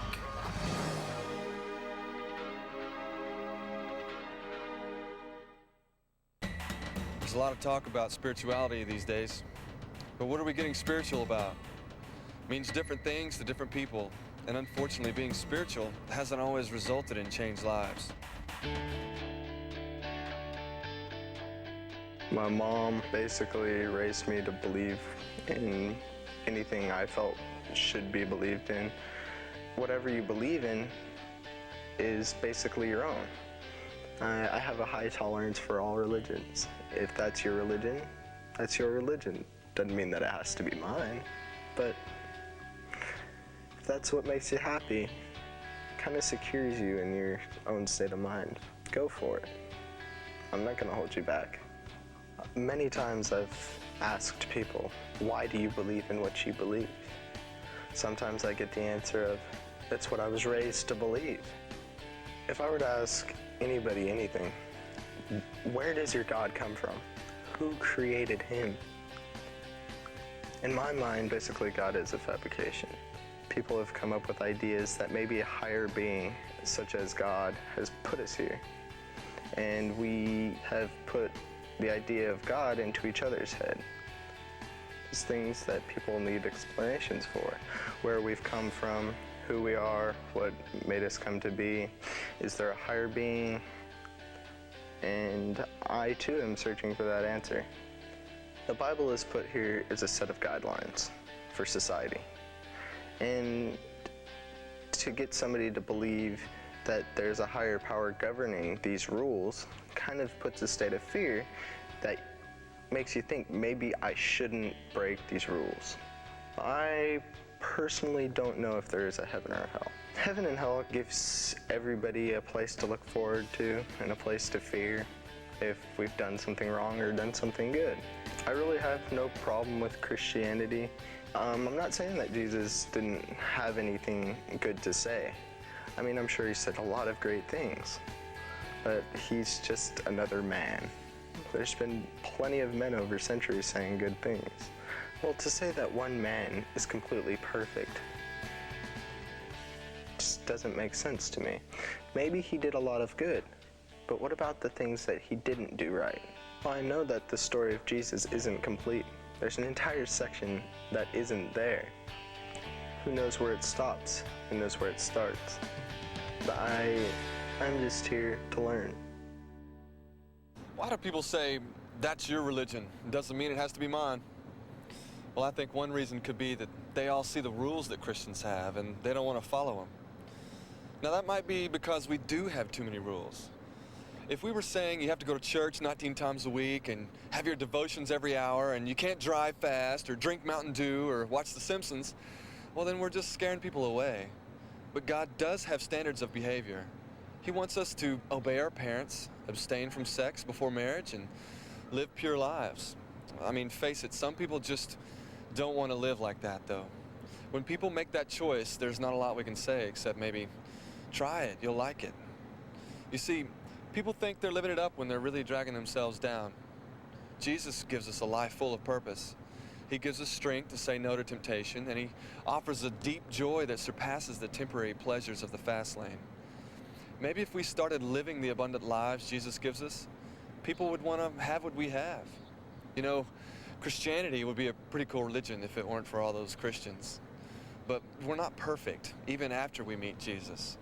We still struggle to do the right thing, but some people say no to God because they see churches full of hypocrites and they don't want any part of it. Maybe you've seen the bumper sticker that says, Christians aren't perfect, just forgiven. Well, remember that. The key to our faith is not our own self-discipline, but the grace and forgiveness of God. Yes, our churches are full of sinners. In fact, that's really the first requirement for admission, isn't it? Maybe we should hang a sign over our church doors that say sinners only. That might keep us from being so proud. And it might let everyone else know that we need help. But it's no reason to say no to God. The church is full of sinners, absolutely. I started going to church when I was young. I attended the church services with my mom. But in the back of my head, I could never really forget what my mom did. You know, as an alcoholic and the consequences I had to suffer along with her. There was something inside of me that just naturally rebelled against my mom. And I lived kind of a double life. When I went and hung out with my friends, I was hanging out with my friends and I did what I wanted to do. And when I went home and I went to church, you know, I acted good. I was a good person. My parents thought, you know, I was okay. They knew that I didn't want to have anything to do with Christ, and they knew that I wasn't ever going to want to. So they didn't push it on me, but I knew my mom prayed for me. I began to think, you know, that there really is no such thing as God, and I began to hate church, basically, and I began to hate God. He had never done anything for me, and I didn't believe he did anything for my family. I just believe that all these people who praised God and believed in this Jesus Christ were just people who needed an answer and a help, and they found it in this person named Jesus. But he really didn't exist to me. I believe there was no heaven. I believe there was no hell. I lived my life like that, and the friends I hung out with introduced me to a little bit of everything, and I found I didn't have a taste for it, and it didn't satisfy me. And I found myself very unhappy, very lonely. You know, I think there are a lot of people like Monica in the church. Maybe that's how you feel, doing the church thing on Sunday because your parents make you, it's where your friends are, or it's just what you've done all your life. But you're trying to have it both ways, acting Christian on Sunday, but leaving that behind the rest of the week? Why? Is it because you're afraid people will think you're weird if you take your faith too seriously? Maybe they will, but you know, some people think everything is weird. They think it's cool to do your own thing, but weird if you don't fit into the crowd. Figure that out. Don't be satisfied with just being part of the Christian club. Find your unique relationship with Jesus and live in a way that pleases Him. For years, you've been practicing your parents' religion, but what do you believe? Are you afraid of always being a kind of clone of your parents? At your age, you're supposed to be finding your own identity, but it makes no sense to ditch Christianity when that's your connection to the God who made you who you are.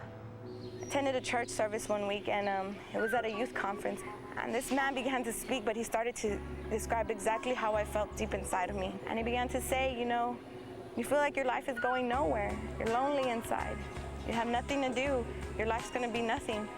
And he said, you know what, give Jesus a chance. That night I went and I accepted the Lord, and I said, Lord, if you know you're real, use my life. Make something out of my life, because I can't do anything with it. I tried and I can't. That was the day my life turned upside down. I mean, I had a totally different attitude towards everything. I mean, towards life, towards my family, towards my mother. And I had found this new friend. I found Jesus. I knew that Jesus Christ was all I needed, and that's all I was ever going to need. I mean, He had me satisfied. God has shown Himself to be this amazing God who loved me when I didn't even really love myself, who cared about me to such a level that He would give His own Son for me, and who all He wants is the very best for me. And when people see that and they wake up to that, I mean, I see it happening every week around here, and they wake up to that kind of reality, all of a sudden to them, ought is out the window, and it's want. I want to worship God. I want to know more about God. I want to know more about this Bible. I want to know more about this truth, because what I do know is changing my life. And now, all of a sudden, church is about a celebration of something that's amazing. It's not about obligation to something that we ought to do. We don't have to be clones. God wants you to use your talents and passion and personality and loving Him. This is not your parents' Christianity. You need to make it your own. Meet Jesus for yourself.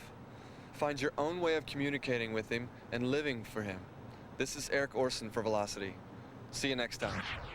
On the next episode of Velocity. If you find yourself doubting God, the Bible, the church, or even your own faith, you're not alone. Doubt is a very common key ingredient in music. God is not afraid of those questions. Why am I Christian? Is there heaven? Is there a God? Why do I believe in Him? How a God like this could be the God of two Christians who could divorce. It's easy to just adopt your parents' faith. I don't have all the answers, and is that okay to say? One of the biggest lies is that we can get it all together. I could just be myself with that, and that's all He really wants.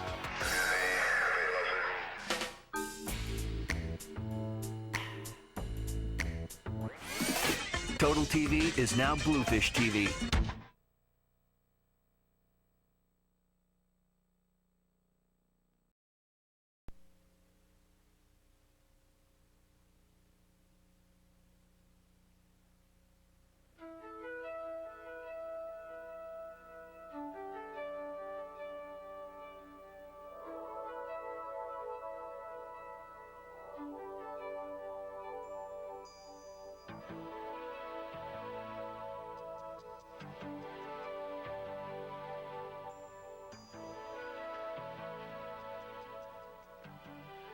Congratulations. You've just purchased a new home. As a smart consumer, you looked around before you chose your new home. You made comparisons, you asked all the right questions, and checked references.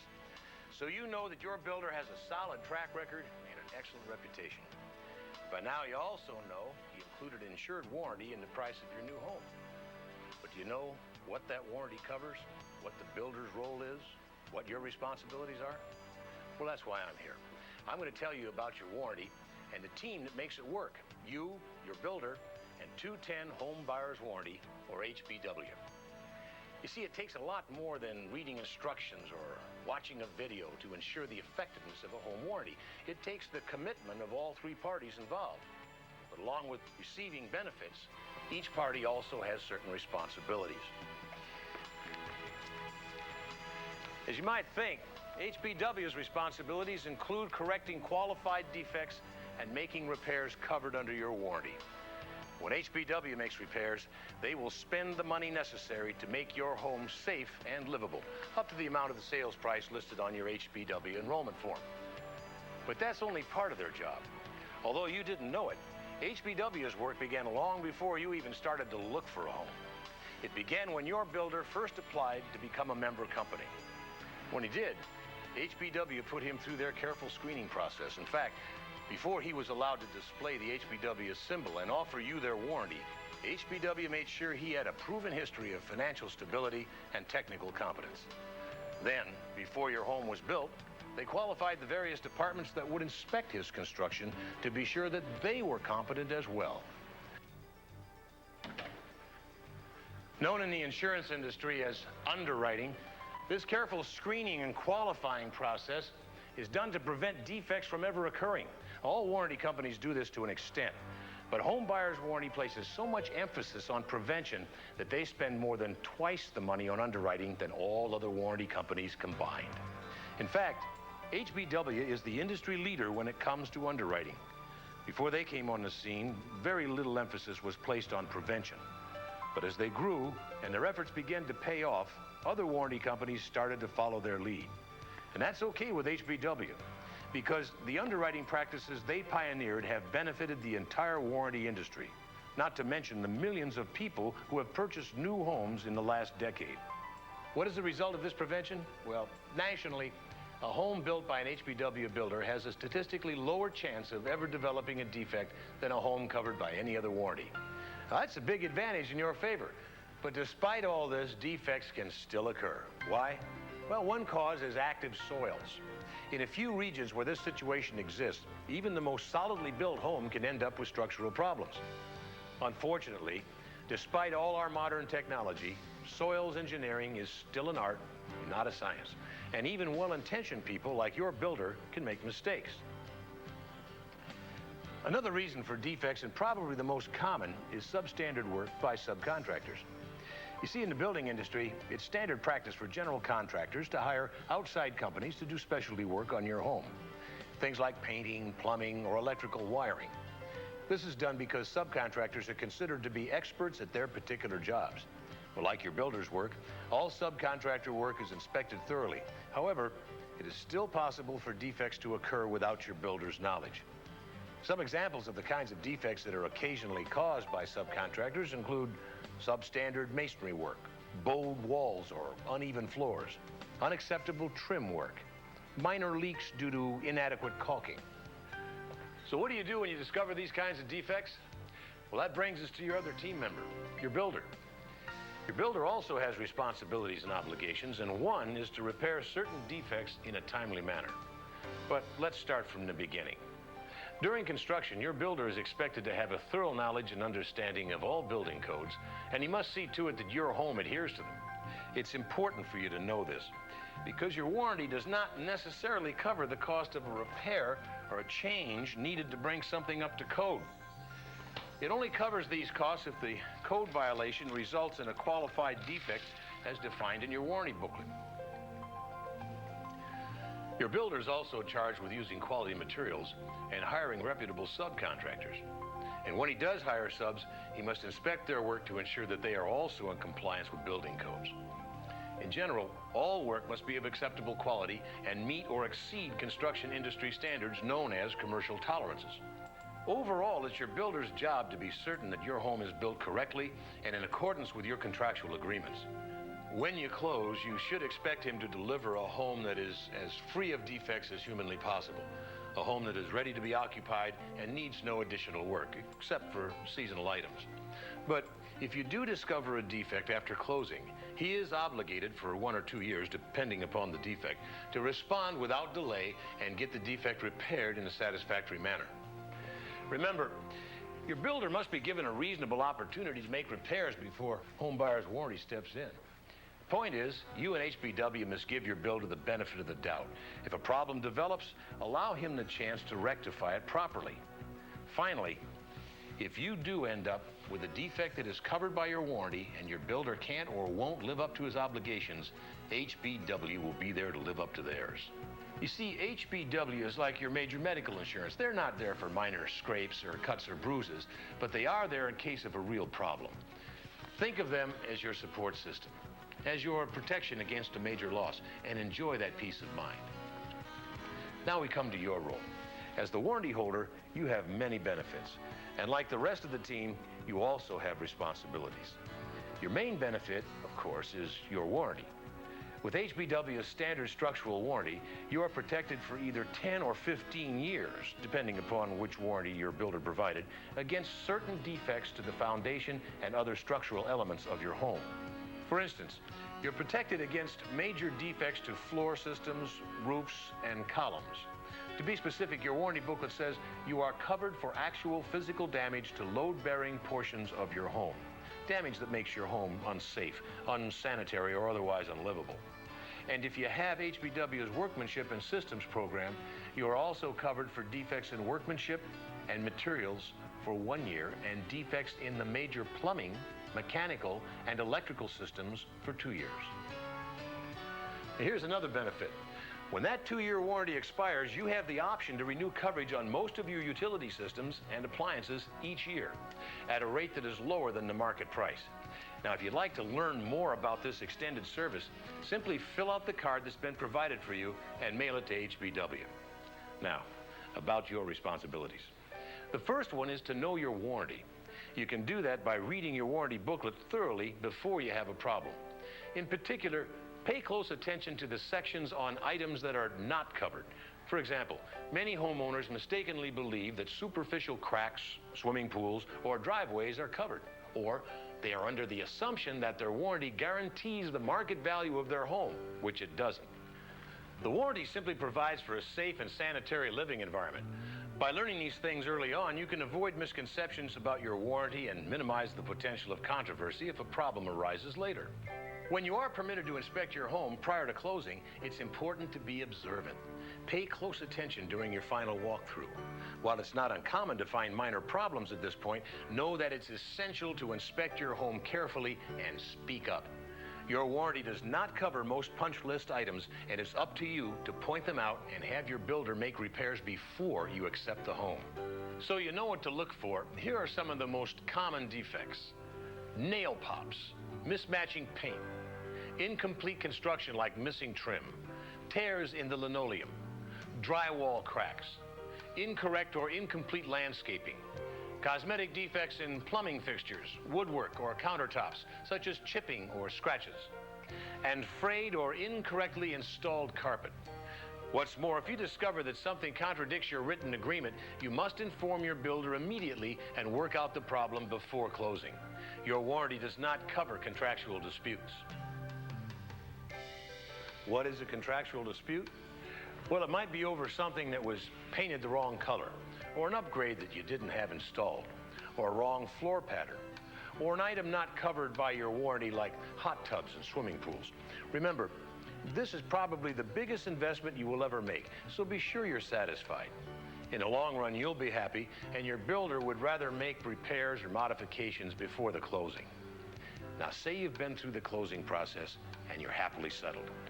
You need to know that minor defects can still occur, such as shrinkage or swelling from humidity or other weather conditions, but you can minimize these defects by maintaining your home properly and on a regular basis. This is very important because your warranty does not cover damage resulting from lack of maintenance. Now, What kinds of things can you do now to prevent future damage? You can fill in areas around your home's foundation where backfills have settled. You can repeatedly caulk around your windows and doors where the frames have moved away from the foundation. You can clean debris from your gutters and downspouts regularly. And you can maintain your air conditioning and heating systems by doing things like cleaning or replacing your filters. For a more detailed explanation of these maintenance tips and many others, ask your builder for HBW's booklet, Taking Care of Your New Home. Now, at this point, you may have questions about the home warranty industry and especially about HBW. Can you really feel confident that you'll be supported in a time of need? Here are some facts to put your mind at ease. Although most consumers aren't aware of it, the home warranty industry pays out tens of millions of dollars in claims every year. It is estimated that since 1974, the industry has spent more than $422 million on repairs and reimbursements to homeowners. As for HBW, they satisfy more than 95% of homeowners who contact them with bona fide problems. They are able to do this because of their extensive follow-up procedures, which are designed to ensure that disputes are settled to everyone's satisfaction. An arbitration provision in your contract further ensures timely and simplified resolution of any disputes in those unusual cases where the homeowner is not satisfied with HBW's findings and follow-up procedures. HBW also has the largest builder membership in the nation, over 12,500, and they are the only warranty company to offer structural coverage that is effective from the date of closing. So why do you need an HBW warranty? Well, consider this. The average cost of a structural repair is $14,000. If you have a defect in workmanship or materials, the bill will average about $3,000. Do you really want to deal with a builder who may be under no written obligation to assist with these repairs? If you're covered by HBW, you won't have these worries. You'll know that you're protected by a warranty company that is backed by insurance and further reinsured by national and international firms. HBW's longtime commitment to superior customer service and satisfaction has made Home Buyer's Warranty the recognized leader in the warranty industry. Well, now that you know these things, put your warranty booklets in a safe place in case you ever need them, and relax. Enjoy your new home. Maybe watch a little TV.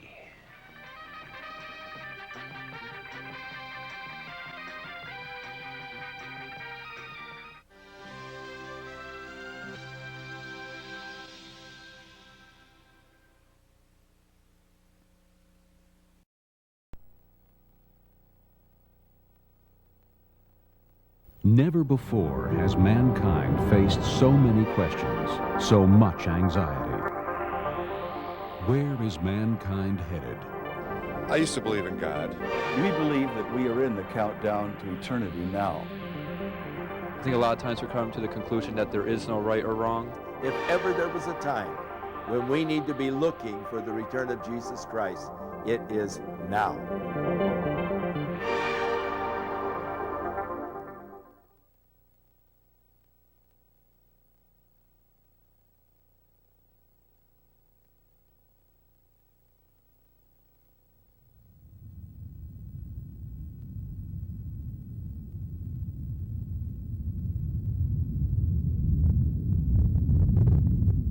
In the beginning, there was nothing. A vacuum, void, empty space. And in this empty space there emerged a primordial fireball. Billions of years ago, this fireball exploded.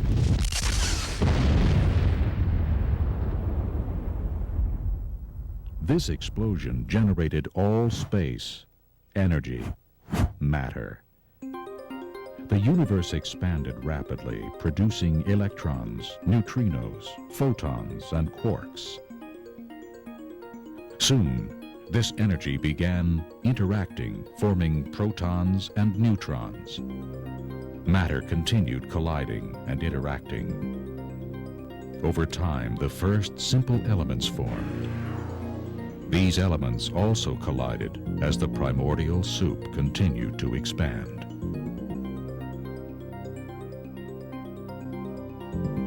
cosmic and particulate evolution continued, and stars began to group, forming into the earliest galaxies.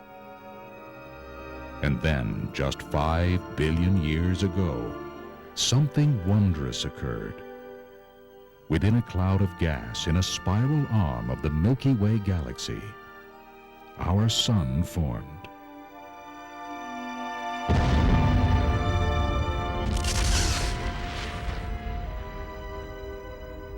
This new star gave birth to planets, moons, and asteroids. One of these planets, known as Earth, developed an atmosphere. Earth's environment, believed to be filled with volcanic eruptions, lightning, turbulent weather, mixed atoms and energy to create the first simple living cells.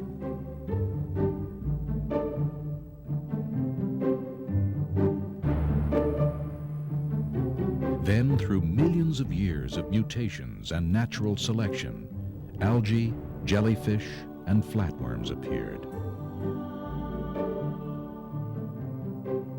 As evolution continued, fish appeared in the seas on planet Earth. Some of these fish developed into amphibians, and through natural selection changed into reptiles. A segment of these reptiles evolved into a variety of creatures, including mammals. Some of these mammals became primates, and then, just 600,000 years ago, an isolated group of these primates evolved into man's earliest ancestors. This is our amazing evolutionary heritage.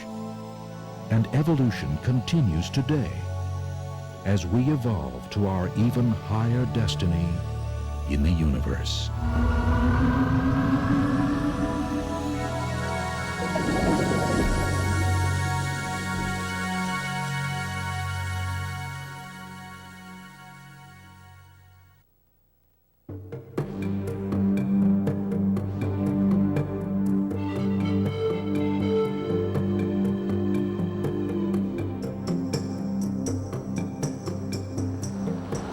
Question of origins.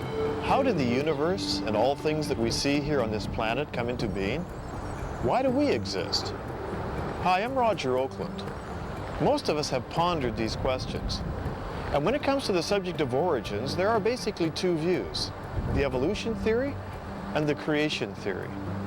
During the 20th century, the world was led to believe that evolution brought about all things.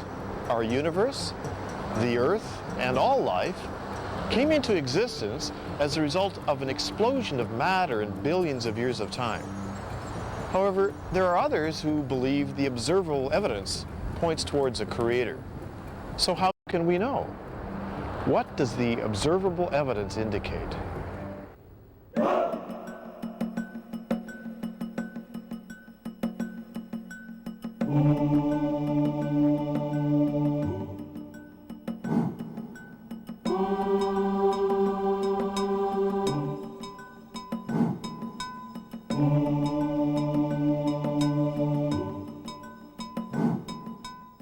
Both evolution and creation scientists have observed and agree that there is great variety within each species. Darwin noticed this variety and adaptability among finches. He noticed that the finches' beaks varied in size and shape, and that the beak's features affected the survivability of the finch. Today we notice a great variety of dogs. It is believed that all 450 breeds of dogs present today had a common ancestor. Most scientists believe that this ancestor was very similar to the present-day wolf. Scientists also witness natural selection, or survival of the fittest. Evolutionists and creationists agree that those animals that are the strongest, healthiest, or most adaptive to their environment are more likely to survive and go on to reproduce. The weaker animals, which are unable to adapt, are less likely to survive. We also observe gene mutations occurring. The DNA in all living organisms contains all the genetic information of life. Sometimes an error is introduced in this genetic code. This is called a mutation. Mutations often cause disease and can be induced by radiation, chemical agents, or replication errors. Mutations really do occur. They make all kinds of changes in genes. Birth defects, disease organisms, they're great at explaining the origin of disease, death, and disaster, not at all at explaining the origin of something new, some new trait that never exists. All the mutations we know about are only changes in genes that already exist.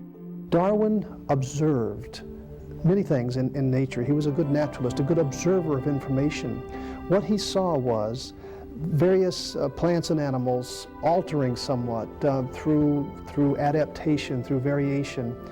He saw them change. We never see one basic type of something changing into something else. That has never been observed in science or in genetics. It just has never been observed. What we see is variety. Variety happens, adaptation happens, evolution doesn't happen.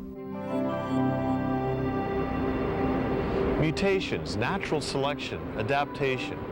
These are some of the observations that both evolutionists and creationists agree upon.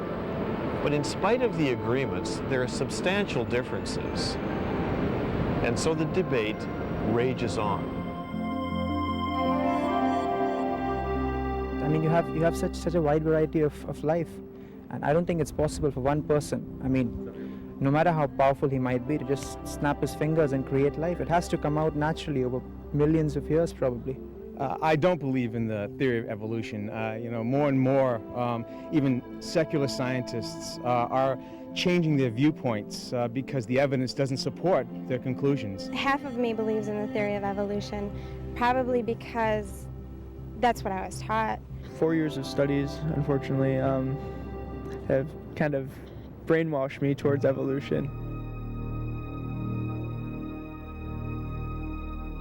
We begin where evolutionists say it all began, with the Big Bang and the evolution of the universe. One interesting aspect of evolutionary theory is that it's such a powerful theory, and it's exercising such a strong hold over the imaginations of scientists that they've applied it outside the biological realm. They've applied it to inanimate things as well. They've applied it to the chemical elements, to stars, to galaxies. It's said that the universe itself is evolving. Did the Big Bang trigger the formation of galaxies, stars, planets, and ultimately life? Is there any order coming out of a big explosion? I would say not in any way. Explosions cause chaos and random distribution of various parts that were there perhaps as a united organization beforehand. Any explosion renders that completely null and void. There is no evidence to my mind that an explosion or even the Big Bang Theory can ultimately produce organized beings like ourselves or any other animal. Evolutionary thinking is applied to most areas of science. The field of evolutionary cosmology proposes that the universe is the result of a random explosion some 15 to 18 billion years ago. There are no examples that I've ever seen where an explosion produced an increase in order. Explosions are destructive. They cause spontaneous degeneration, not spontaneous generation. Scientists recognize that all known explosions decrease order and structure and increase chaos. The idea that the cosmos evolved also violates the second law of thermodynamics known as entropy. The second law states that as time advances, the universe becomes less ordered. Over time, all systems left on their own proceed in a direction from order to disorder. All of us witness entropy every day as we see things age and deteriorate. This breakdown of structure directly contradicts the theory of evolution. Now, the second law allows you to increase in order, like a baby growing into adulthood or seed into a tree, but if and only if you have an outside energy source and a harnessing mechanism to capture that energy. Evolutionists don't have that. As Sagan said, the cosmos is all there is. There ain't no more. there is no outside energy source. So the second law is absolutely contradictory to the Big Bang theory. What we see in cosmology is this. Everything we see, things are running down.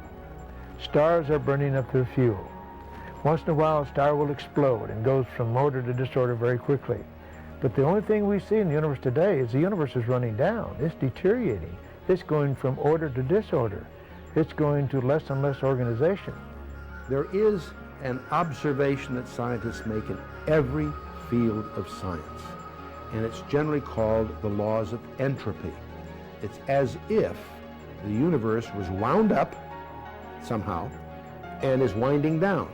Scientists that study cosmology talk about the ultimate heat death of the universe. Conceptually, it's quite clear from what we know that the universe, ultimately sometime, billions of years from now, everything will become of uniform temperatures. There'll be no difference in temperature to exploit to get useful work. That the universe had to be designed and ordered in the finite past has not escaped the attention of secular scientists. NASA scientist Robert Jastrow wrote, "The second law of thermodynamics, applied to the cosmos, indicates the universe is running down like a clock. If it is running down, there must have been a time when it was fully wound up. The next obvious question is, who wound it up?" Gordon Van Wylen addressed the question squarely in his book Thermodynamics when he wrote, "The author has found that the second law tends to increase his conviction that there is a creator who has the answer for the future destiny of man and the universe." We only see destruction, we never see innovation. And this, I think, is what the creationist model has been proposing all along, that in the beginning things were very good, they were perfect, just like God wanted. But then, as sin entered into the universe and God's curse on all of creation because of that sin, the wages of sin is death, not only in the physical life, but in the universe. Everything is dying. The sun is burning out, the moon's orbit is decaying. Everything is in this process of death and decay. Evolutionists and creationists agree now that the universe is finite. Space and time and matter had a beginning with the studies of Albert Einstein in the early 1900s on through this century. Scientists are in agreement that space, time, and matter did indeed have a beginning. 20th century science, embarrassingly, has confirmed the biblical view, because the great discovery in cosmology is that the experts have agreed that the universe had a beginning, and they call it a singularity. You see, the whole Big Bang idea really is, first there was nothing, and then it exploded. The fact that the universe is finite, that it had a start, is a key fact, but a very, very awkward fact for the evolutionist, because it really raises an issue they won't deal with, and that is what happened prior to that singularity. The creation model has always anticipated a finite universe. In the first verse of Genesis, we read, "In the beginning, God created the heavens and the earth." The Bible also states that time had a beginning. In 2 Timothy, we read, "God, who has saved us and called us with a holy calling, not according to our works, but according to his own purpose and grace, which was given to us in Christ Jesus before time began." Amazingly, the Bible even explains entropy. "Of old, you laid the foundation of the earth, and the heavens are the work of your hands. They will perish, but you will endure. Yes, they will all grow old like a garment."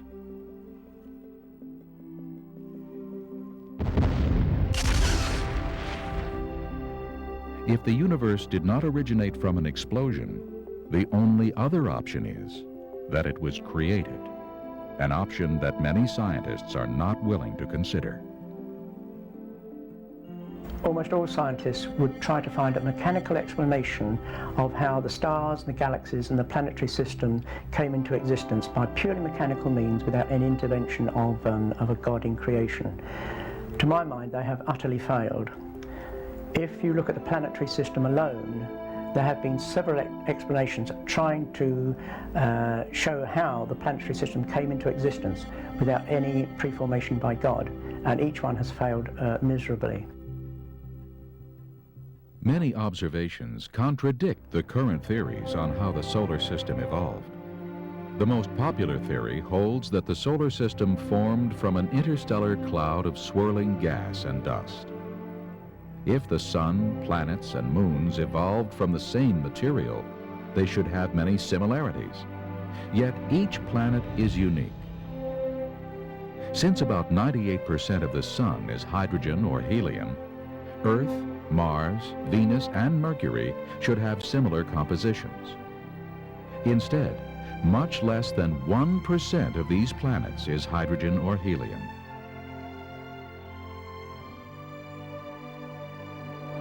If the solar system evolved, all planets should spin in the same direction.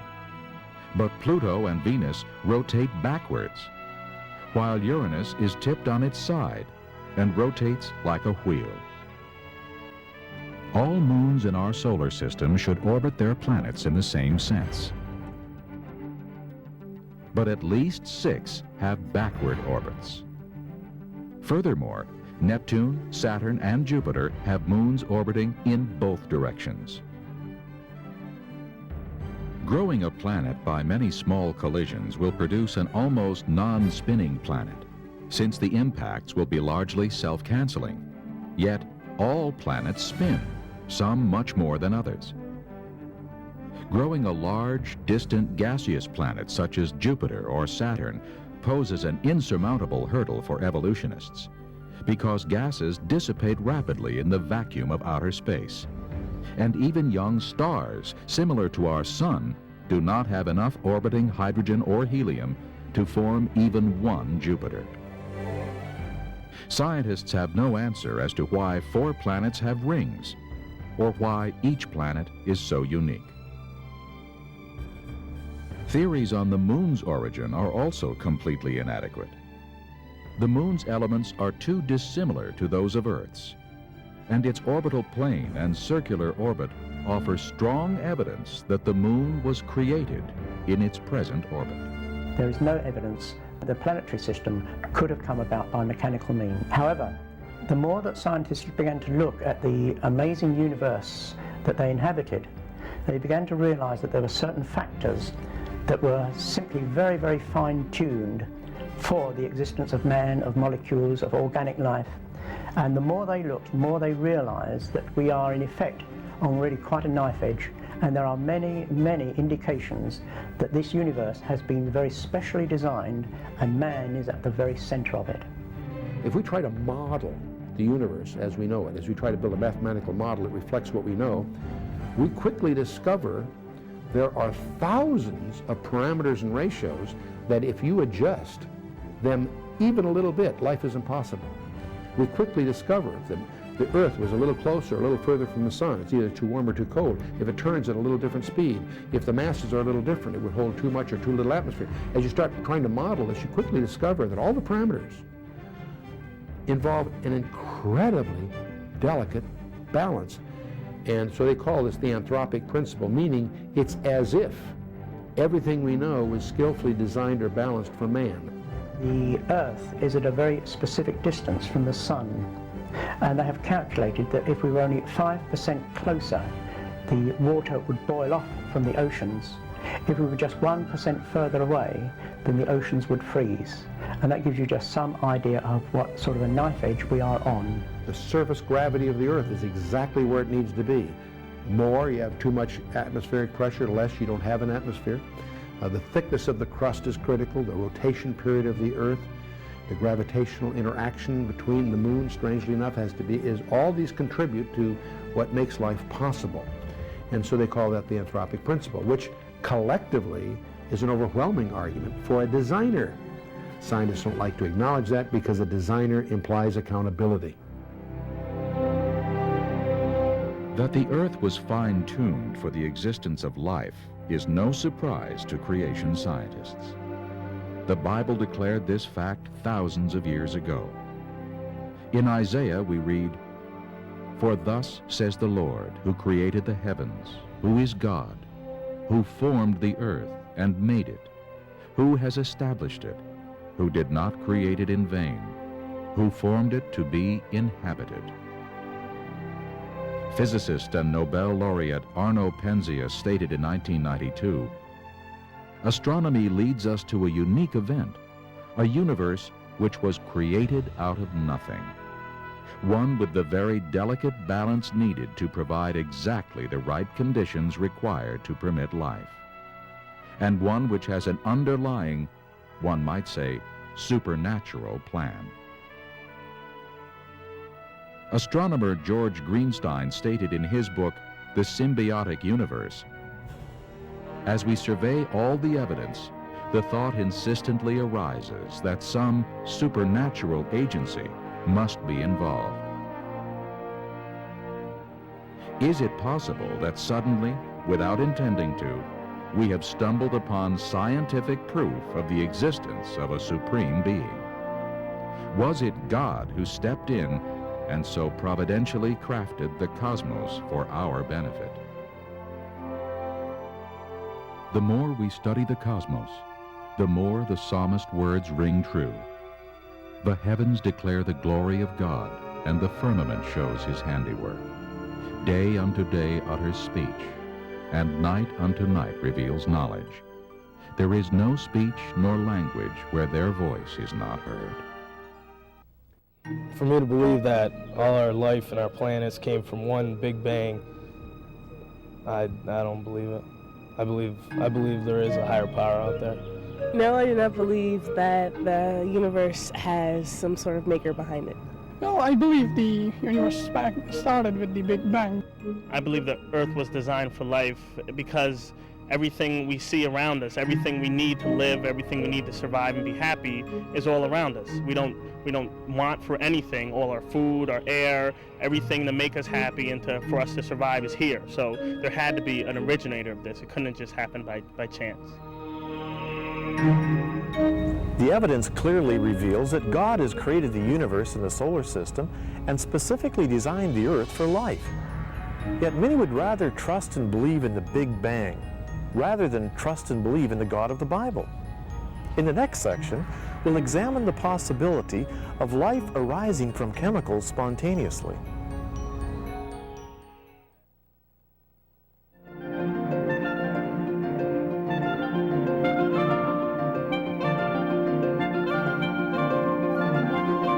Did chemical evolution on the primordial Earth produce life? According to evolutionary thought, all life, bacteria, fish, plants, animals, and man, originated from chemical compounds. This theory that life arose from non-living chemicals is called spontaneous generation. One of the fundamental laws of biology is the law of biogenesis, that life comes only from pre-existing life. And of course, for a creationist, that's certainly no surprise. Life, God's life, created life to multiply after its kind. So that makes sense to a creationist. But to an evolutionist, there was a time in the past when there wasn't any life. And so chemicals somehow got together and made living things. And this was often called spontaneous generation. And there have been some enormous problems faced in trying to get a group of chemicals to come to life. A few years ago, Stanley Miller did a famous experiment. He took some simple materials, some methane, some ammonia, some water vapor, zotzed them with an electric spark to simulate lightning flashing back and forth in the atmosphere of the ancient Earth, and in just a week, he got amino acids, the building blocks of protein. And that was hailed as almost making life in a test tube. And that was one I used when I used to teach evolution. But I took a look at the rest of the evidence. And there are three problems with that brilliant experiment. One, he had the wrong starting materials. Two, he used the wrong conditions. And three, he got the wrong results. Other than that, it was a brilliant experiment. The Miller experiment assumed an atmosphere of methane and ammonia, gases that could not have been present in large amounts because the ammonia would be decomposed by ultraviolet light, and methane should be found stuck to ancient sedimentary clays, but is not. Miller also left out oxygen because he knew that oxygen would destroy the very molecules he was trying to produce. But as deep as we dig, we find oxidized rocks, suggesting an oxygen-rich atmosphere. The Earth did not have a reducing atmosphere, say an atmosphere of methane, ammonia, and hydrogen that was suggested in the Stanley Miller experiment. The Earth never had such an atmosphere. The geology is now clear. There is good evidence that the Earth has always had oxygen in its atmosphere. Now that would absolutely preclude any evolutionary origin of life. Miller also used the wrong conditions. He used an electric spark to combine the gas molecules. The problem is that the same spark that puts amino acids together also tears them apart, and it's much better at destroying them than making them. The problem was the chemicals put together, the amino acids in the flask, would also be torn apart by the very spark that put them together. Miller knew that as a biochemist, and so he circulated the gases, trapped out the molecules he wanted using a well-known biochemist trick, but that would be cheating, because you were supposed to say this is how life arose before there was any intelligent design to preserve these molecules from that destructive force. Wrong conditions. Then he got the wrong results. The main product of the Miller experiment was tar, a nuisance in organic reactions. Trace amounts of several amino acids that make up the proteins in living things were also produced. The problem is that Miller's experiment produced both left-handed and right-handed amino acids. Only left-handed amino acids make up the proteins of life, and just one right-handed molecule prevents their production. What Miller actually produced was a poisonous brew that would destroy any hope for the chemical evolution of life. You might say, well, if what I've just said is true, what about all the evolutionists that believe in this? Well, interestingly enough, the evolutionists would agree with me. There was a time I was at a debate at San Diego State University. I was just in the audience, but two friends of mine, Dr. Henry Morris and Dr. Duane Gish, were doing the debate for the creationists, and at the end, somebody in the audience noted, "Ladies and gentlemen, we're privileged this evening. We have in our audience Dr. Stanley Miller." And Gish had explained why Miller's experiment would not produce life from non-life. And so the person asked Dr. Miller, would you like to respond to what Dr. Gish said about your experiments for chemical evolution? And Dr. Miller said, no. He hasn't believed in that for decades. He knows all of those same problems. I would say this, any theory on the origin of life on the Earth, or any other planet as far as that's concerned, is a fairy tale. Evolution teaches that energy, such as lightning or heat, plus matter, can occasionally create new life. Yet our entire food industry rests on the fact that this can never happen. If we examine a jar of peanut butter, it contains matter and is exposed to light and heat. But we never find new life inside unless an outside life contaminates it. If the theory of evolution was viable, then I should occasionally, by subjecting this to energy, end up having new life. Now we go down to the store, and if I open this jar of peanut butter, maybe not often, but on some occasion, I should find new life inside. And so, when we open the jar of peanut butter, we look in there, there's no new life. And aren't you glad, okay? Now, you may smile at this, but hopefully you'll never forget it, because you and I conduct, collectively, over 1 billion experiments every year, and we've done that for virtually 100 years. And we never encounter new life. In fact, the entire food industry of the world depends on the fact that evolution doesn't happen. The case for chemical evolution only weakens when we consider that long chains of specific amino acids, all in exactly the right position, are required to form the proteins of life. Even worse, amino acids do not naturally link up to form proteins, but rather tend to break down. Now, proteins can be 2,000 or 3,000 amino acids long, very long, complex chemicals. And they're very much like a computer program. Every amino acid has to be in exactly the right position. If one of them is wrong, then the whole protein is useless, just like a computer program. The improbabilities buried in Darwinism start right at the very beginning. Even before life began, how did the first protein molecule come about? And there's been quite a bit of work done on this to investigate the probability of it, work both by information theory technologists and also by molecular biologists actually tinkering with proteins to see whether or not they can be taken to pieces and reassembled. And the work of both groups has found that the probability of a protein of the sort of size that you find in the human body coming about by chance is so great as to be virtually impossible. It's something which is, yes, it is possible if you have eternity at your disposal, but Darwinists just don't have eternity at their disposal.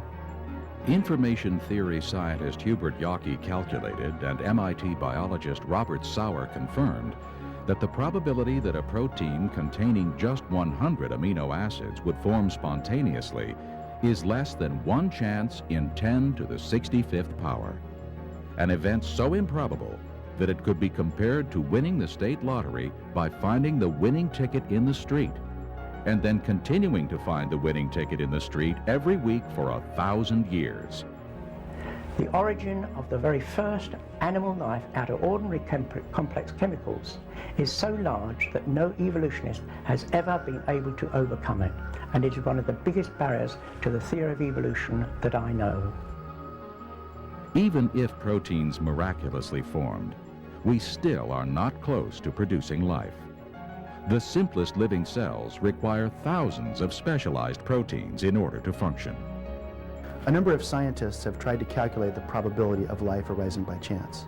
Sir Fred Hoyle, a British mathematician, using a supercomputer and the assistance of graduate students, estimated only the origin of the proteins of an amoeba, 2,000 of them, arising by chance. He estimated that the probability that the proteins of an amoeba could arise by chance is 1 chance in 10 to the 40,000th power. A probability of 1 chance in 10 to the 40,000th power is absurdly small. To illustrate this, consider the probability of snatching a particular atom out of the entire universe is 1 chance in 10 to the 80th power. After making this calculation, British mathematician Sir Frederick Hoyle stated, "The likelihood of the formation of life from inanimate matter is 1 to a number with 40,000 noughts after it. It is enough to bury Darwin and the whole theory of evolution. There was no primeval soup, neither on this planet nor any other. And if the beginnings of life were not random, they must therefore have been the product of purposeful intelligence." We can prove mathematically that evolution is just a joke. It couldn't possibly happen. Richard Dawkins, for example, one of the leading evolutionists, in his book, The Blind Watchmaker, he acknowledges that the nucleus of every cell, plant, animal, or human, has a database larger than the 30-volume set of the Encyclopedia Britannica. All life, plants, animals, and man, are made up of cells. Each cell is a miniaturized city performing the complex functions required for life to exist. The cell membrane is self-repairing and consists of special proteins that monitor what is outside of the cell, as well as select which molecules are allowed to enter. These proteins act as pumping stations, controlling the import of nutrients and the export of waste materials. Inside the cell, we find staggering complexity. For example, the endoplasmic reticulum is a transportation network with protein-producing factories called ribosomes. The ribosomes produce many types of specific proteins, while the ER channels them to precise locations. The Golgi bodies transport proteins to the exterior membrane, while lysosomes act as digestive organs that break down and recycle larger molecules into particles the cell can use. The mitochondria are the power plants of the cell, producing the fuel that the cell consumes. The nucleus contains the data center, which governs cell activity. Inside the nucleus, we find the chromosomes, which contain the DNA molecule that functions as a library and contains all the coded information needed for life. Billions of instructions are coded on this error-detecting and error-correcting, self-replicating molecule. Only if all of these structures were created simultaneously could a cell function. For example, to produce DNA, a cell requires more than 75 different types of proteins. Yet, these proteins are only produced at the direction of DNA. The only solution to this dilemma is creation. The odds of getting DNA making protein on a roll of the molecular dice is like the odds of getting a 13 on a pair of gaming dice. The potential is not there. The probability is just plain zero. Evolution teaches that bacteria were one of the first life forms to evolve from chemicals. Many bacteria propel themselves with a type of miniature motor called a flagellum. These extremely efficient reversible motors rotate up to 100,000 revolutions per minute. The bacterial motor is similar to an electric motor. It has a filament that acts as a propeller, a universal joint, a stator and a rotor, and a drive shaft with bushings. Each part of the motor must function, or the bacteria will die. Since bacteria can start, stop, and change direction and speeds, they must have sophisticated sensors, switches, and control mechanisms. All of this is highly miniaturized. 8 million of these motors would fit in the cross-sectional area of a human hair. While bacteria are small, they are not simple. You know, I think probably the weakest link in all of evolution theory is the idea of the origin of life from non-living chemicals. It's probably easier to get from a cell to a person than it is to get from chemicals to life. The gap there is just so incredibly large. I'm convinced that life is so complicated, so complex, so intricately engineered that wherever life exists, God created it. It could not have come by natural processes. Life comes from a creator, and that creator tells us that he created life here on earth. Here we see it, unimaginably complex. It must have been created. I believe humans evolved to where we are today from single-celled organisms based on the theory of Darwinism and natural selection. I don't think that there was any sort of divine intervention. I believe evolution is pretty much a proven theory. I don't believe in a higher order, just because the fact that I haven't seen any, proof or, concrete evidence of that, and until somebody shows me, that there is, then I'm going to have an aversion to organized religion, and I'm going to stay on the basis of chemical evolution. No life is simple, and all life shows the handiwork of a designer. Scientists know this, yet many believe in chemical evolution rather than be accountable to the Creator God of the Bible. Next, we will examine the evolutionary view that simple life has evolved into complex life.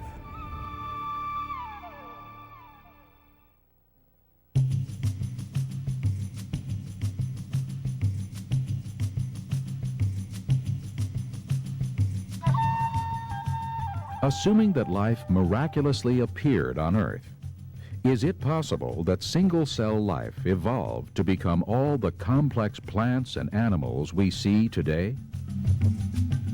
That was Darwin's idea that everything, every living thing on the earth eventually could be traced back to a common ancestor. The thing that Darwinists believe is that that all the species on Earth have evolved by a process of spontaneous genetic mutation, that's a spontaneous change in the DNA which is the program for every living thing, coupled with natural selection, the survival of the fittest. The extraordinary thing is that although the theory has been pretty well accepted universally for over a century now, there is absolutely no direct evidence to support it at all. Darwin made a big deal about the fact that there were various sizes of finches, small, large, medium-sized finches. He made a big deal of the fact that there were finches with large beaks, thick beaks, long beaks, and thin beaks. Darwin assumed that these beaks were evidence of evolution. In fact, these beaks were the result of the genetic variability that already existed in the population. If you take two medium finches with medium-sized beaks and you breed them, you will get some finches with small beaks and some finches with larger beaks. Over time, as these finches spread out into the various environments, certain beak sizes would be favored in certain environments, and therefore they would become the predominant type. But the point is the capability to produce the small beaks, the medium beaks, and the large beaks was already in the parent population of the Galapagos finches, and it was simply the environmental differences that allowed them to be expressed. It was not the creation of any new and unique information. The trouble is that all these finches actually do interbreed, and that is in biology, this is the test of a species. Two creatures which can breed and produce live fertile young are regarded as belonging to the same species, and all of the Galapagos finches meet that criterion, so there are not many species. If evolution was true, we wouldn't be concerned about the extinction of species. There'd be new ones being created. We don't have new species, we got deterioration, we have all kinds of species that no longer exist. Charles Darwin theorized that given enough time, one kind of animal could evolve into another. This is the basis for the evolutionary tree of life taught in biology. Yet Darwin himself acknowledged the lack of transitional fossils in the rock strata. Darwin wrote, "Intermediate links? Geology assuredly does not reveal any such finely graduated organic chain, and this perhaps is the most obvious and serious objection which can be urged against the theory." The key problem with Darwinism is finding hard physical evidence. Where would you look for that evidence? Well, obviously in the rocks, in the record of the rocks, the fossil record. Fossils have been collected for hundreds of years, for centuries. There are billions of fossils in every university and every museum in the world. But there are no intermediate species. You look at one strata and you find one kind of fossil. You look at the strata above it, you find a different kind of fossil. What you don't find is a gradual change. One of the greatest evidences for creation is found in the fossil record. For example, in the so-called Cambrian rocks, we find fossils of a vast array of very complex invertebrates: clams, snails, jellyfish, worms, brachiopods, trilobites, and many other very complex invertebrates. But nowhere on the face of this earth has anyone found fossilized ancestors to a single one of those complex invertebrates. Now that fact alone demolishes the theory of evolution. Evolutionists claim that these invertebrates in turn evolved into vertebrates, such as fish. However, over the last 150 years, scientists have unearthed billions of invertebrate and vertebrate fossils, and they have not found a single transitional form. Every major kind of fish that we know anything about appears fully formed, no trace of ancestors, and certainly no trace of transitional form linking these major kind of fishes to one another. Now that fact is known. Evolutionists know that. Now the fact that we have no ancestors for the fishes, the vertebrates, we have no ancestors for the invertebrates, means that we didn't have any ancestors, and evolution is impossible. A study of the geological record confirms that the major groups of animals each appear abruptly and fully formed. For example, within the insect world, there is enormous variety and complexity. Yet evolutionists offer no conclusive evidence that any of the insects evolved from a common ancestor. The same problem exists for all of the great variety of amphibians, reptiles, and mammals. The evolutionary tree of life has no trunk nor branches. Therefore, all of the implied intermediates are only blind speculation. Sometimes Darwinists hold up examples of what they say are transitions. For example, I suppose the best known example is Archaeopteryx, which appears to be half dinosaur, half bird. The trouble is, when you look at the dinosaurs that it might have evolved from, what you find is that none of those dinosaurs had a collarbone, and birds all do have a keeled breastbone which holds the pectoral muscles, which enables it to flap its wings. It has been claimed in the past that Archaeopteryx was really nothing more than a feathered reptile. Well, I've never seen a reptile yet that you just stick a bunch of feathers in and kick it in the tail and it flies. And no, Archaeopteryx flew. He had wings, and he certainly wasn't a feathered reptile. As a matter of fact, I have an article here before me, published in March 1996 in the Journal of Vertebrate Paleontology. And the authors say this: the avian features of the skull demonstrate that Archaeopteryx is a bird rather than a feathered non-avian archosaur. The most important missing link of all, of course, is the missing link between an ape-like ancestor and mankind. That's the missing link that most of us are interested in. Have we found that? Well, if you listen to Darwinists, you'd think that we found lots of them. In fact, the evidence really isn't there at all. All of the fossils that have been found so far have been classified, reclassified, either as human or as ape. And so far, the missing link is still missing. I have been investigating the so-called missing link between man and ape for many years, and I have found that every single one of them simply is no link whatsoever. For example, Australopithecus, the skeleton of Lucy, this really consists only of a 40% skeleton of a not very large ape, and they have not got any evidence that it ever walked upright in any of the bones that they have found of that skeleton. The interesting thing about that is that Lucy is shown as being distinctly human-like. She's very erect in her posture, she's got human-like hands, human-like feet.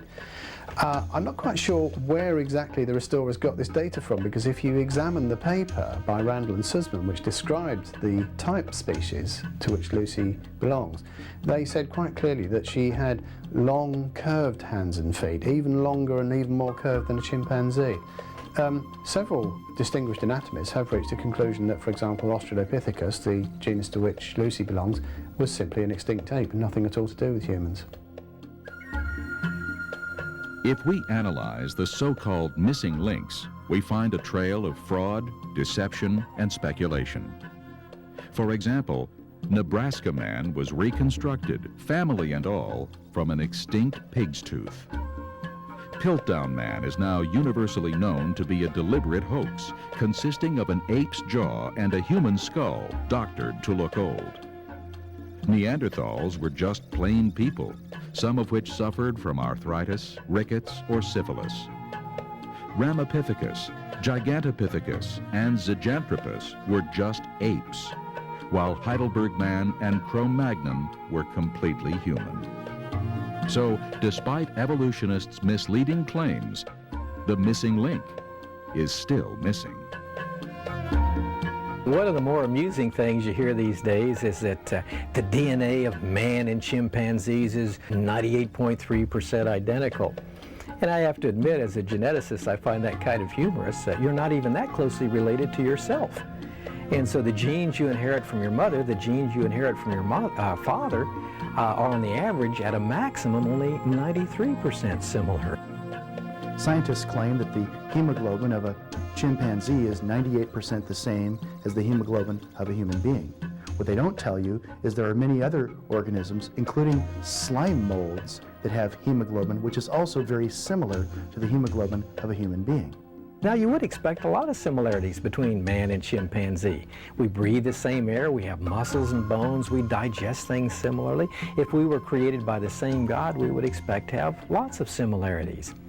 But let's suppose for just a moment that there was some truth in that figure, although I haven't got a clue where in the world it could have come from. A cloud is 98% water. A jellyfish is 98% water. A watermelon is 98% water. To use evolutionary logic, there's no difference between a cloud, a jellyfish, and a watermelon.